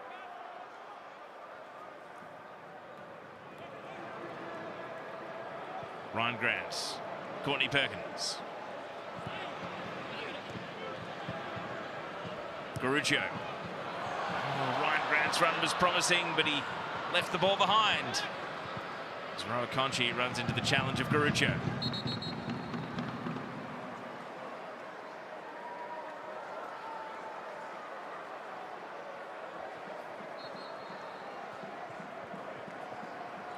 Today's attendance, 13,678. Thank you, CFC fans, for joining us for our return to Ireland. Thrown down the right sideline. Nagasawa. Hughes has Kelly Heald in an acre of space. Lucas Kelly Heald. And now Nagasawa sends it back out to the left wing back. Can't continue his run though. Popovich, Kelly Heald applying the press. France.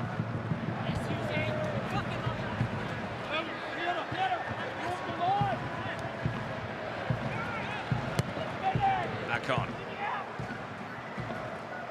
Time Sydney's enemy here. 2 minutes of regulation to go. 2 goals behind. Kisbay. Sees the run of Garuccio. Garuccio, great trap. Cuts it back. Akon, blocked by Hughes. Immense again from the Phoenix centre-back. Kispe. Garuccio, Holman. Fired the shot into a sea of players. And just that wall of bodies blocks it away. And now Ryan Grant is going to be blown up for a foul. He protests his innocence. And it's a stoppage that will favour the Wellington Phoenix. Well, Ben Garuccio, excellent on a couple of occasions. He's probably going goal-bounded. It hit Campuzano on the way through. Just guilty by being in the vicinity. Ryan Grant there, not much he can do about that.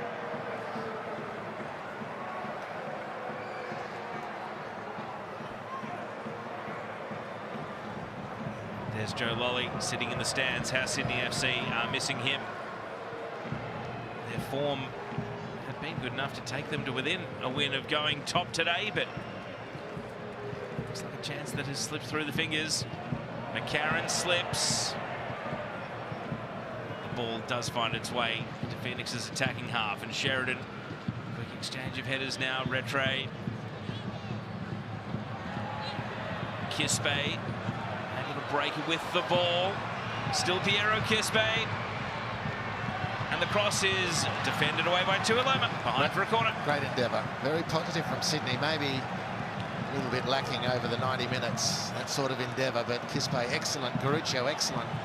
Can they find a goal, Sydney, to stir things up for the remaining minutes? The height of Kelly Heald coming in very handy there as he heads it behind for a corner on the opposite side, and the fourth official has signalled that there will be 4 additional minutes for Sydney FC to keep chasing something out of today's game.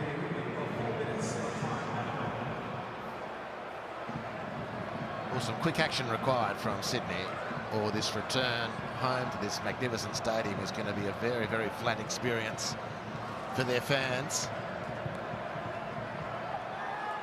Phoenix defence deal with the corner. Grant twisting back in a second ball. Rufus header. Kispe.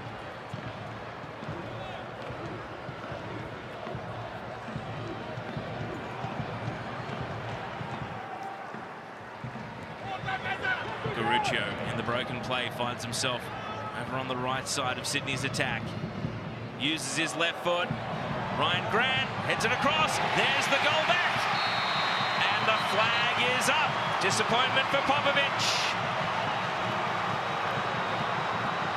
No chance to celebrate. It's chalked off. Well, looking at Ryan Grant's recovery run now, I think he knew he was offside clearly. It's a good cushion header and well anticipated by Popovic, but clearly offside.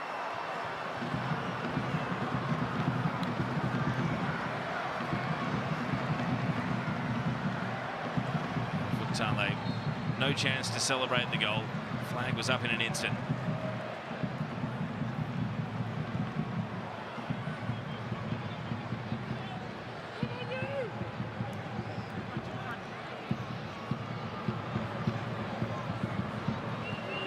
Holman to Akon.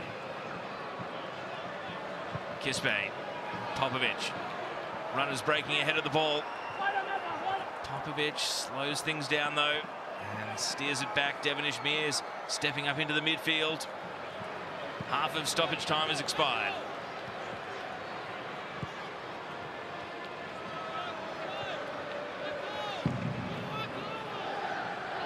Akon.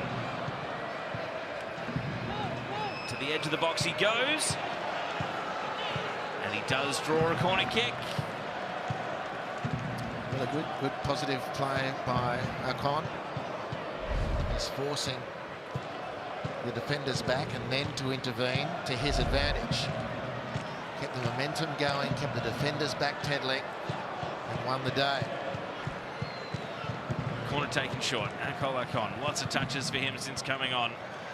That cross repelled away though.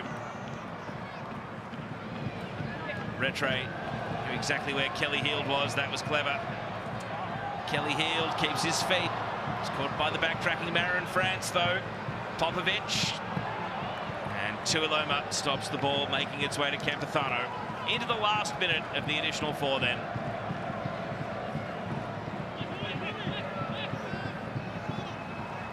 Wellington trying to close out just their 3rd win at this venue. 1 against Sydney FC, 1 in Unite round. It'll be their first time against Sydney FC here since January of 2023. More than 3 years ago now.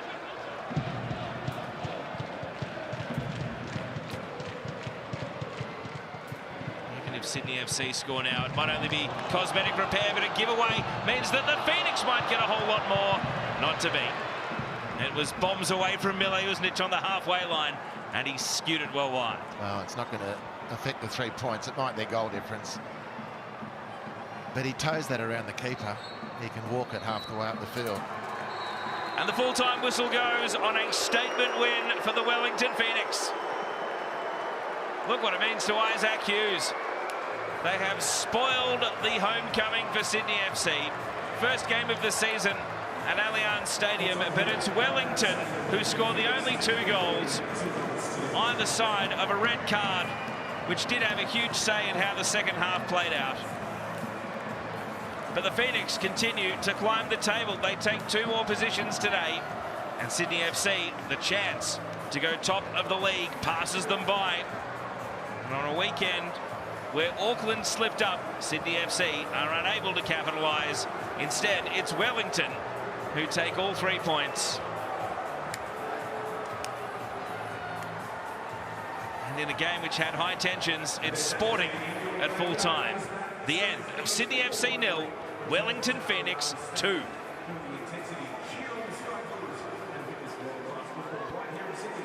So Carlo Armiento's deflected free kick in the first half, and then a header from Isaac Hughes in the second.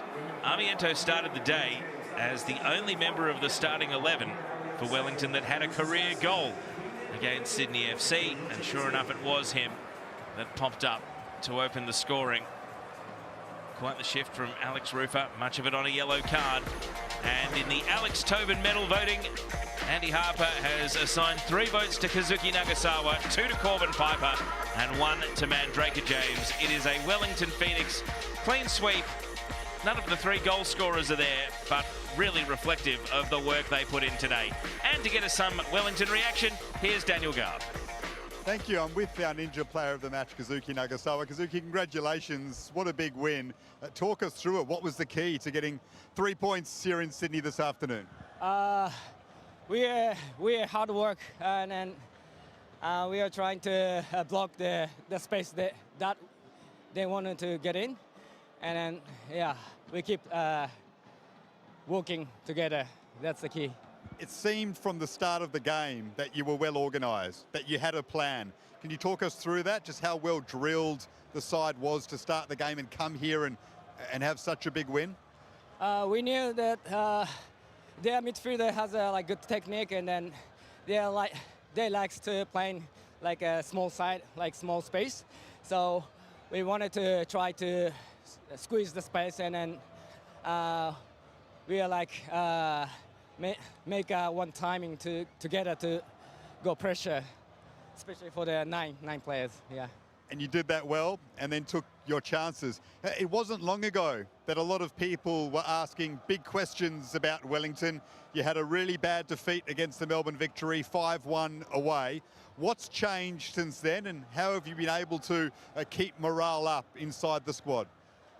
You know, that was a very big defeat for us, but we accepted to suffering together, and yeah, even the result is really bad or good.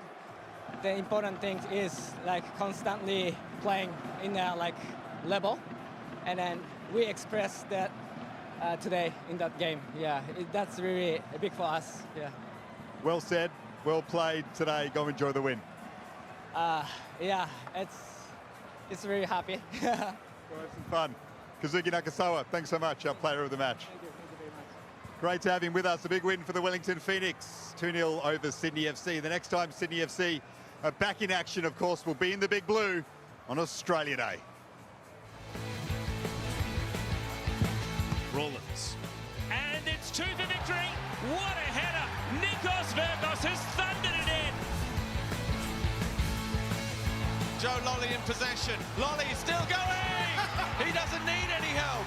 Joe Lolly, Sydney FC's man of the moment.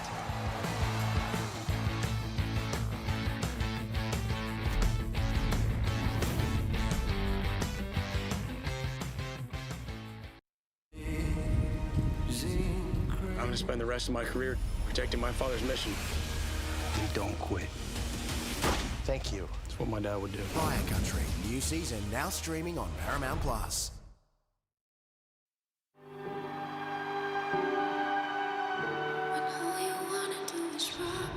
There's so many things I love about football. The way it brings people together. We all play the same language of football. It's just sweat that fills your eyes. And I think that this could be a really special tournament for us. When you unite together for that one goal, it's something special that you just cannot get anywhere else.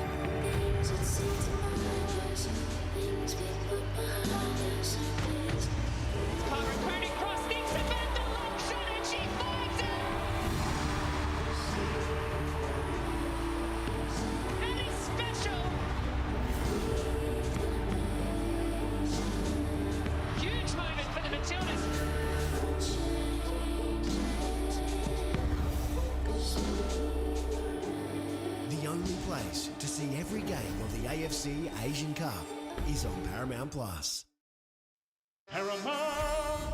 Here on the Mountain of Entertainment, we take crime off the streets and bring it right into your living room. We're throwing the book at boredom with new seasons of Matlock, Watson, Elspeth, and the biggest crime lineup you've ever seen, exclusive to Paramount Plus. You have the right to remain entertained. Stream only on Paramount Plus. We're gonna need backup here. I want success. Get it for me.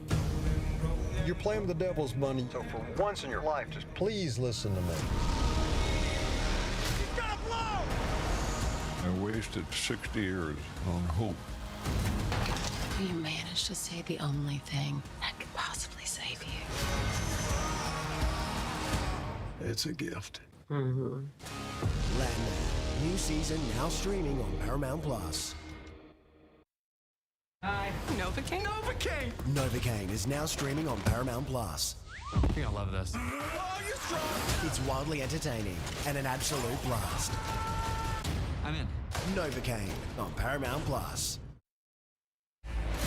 Someone is trying to frame us. Until our names are cleared. We're fugitives. Like Bonnie and Clyde with better snacks. When you said you wanted a little getaway, I have to admit this is not what I imagined.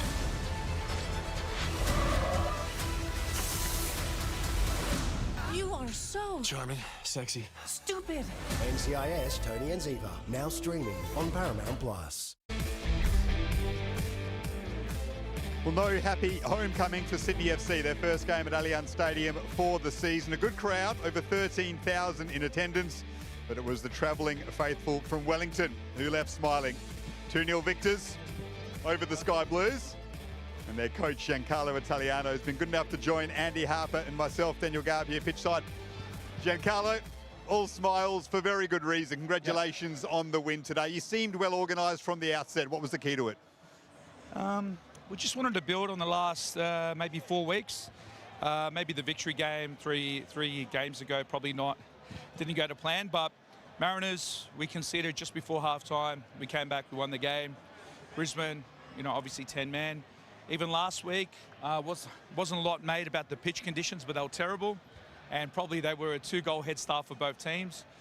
And I was really pleased that we came back in that game. So we're slowly building from a cohesion side, and we're slowly building, so I was really happy with that performance today. Chiefy, you come into a game, particularly against your old mate, Ufi, so you know a lot how he operates, how he thinks, because you've been part of that, and he's been part of your thought process. The plan looked like it worked from the kickoff today. What was the number one thing you isolated in preparation to mastermind this victory today? I don't have secrets. So tell us. I will. I watched Melbourne City play against them a couple of weeks ago. I thought they high-pressed them fantastically well, and I took a lot of initiative from that.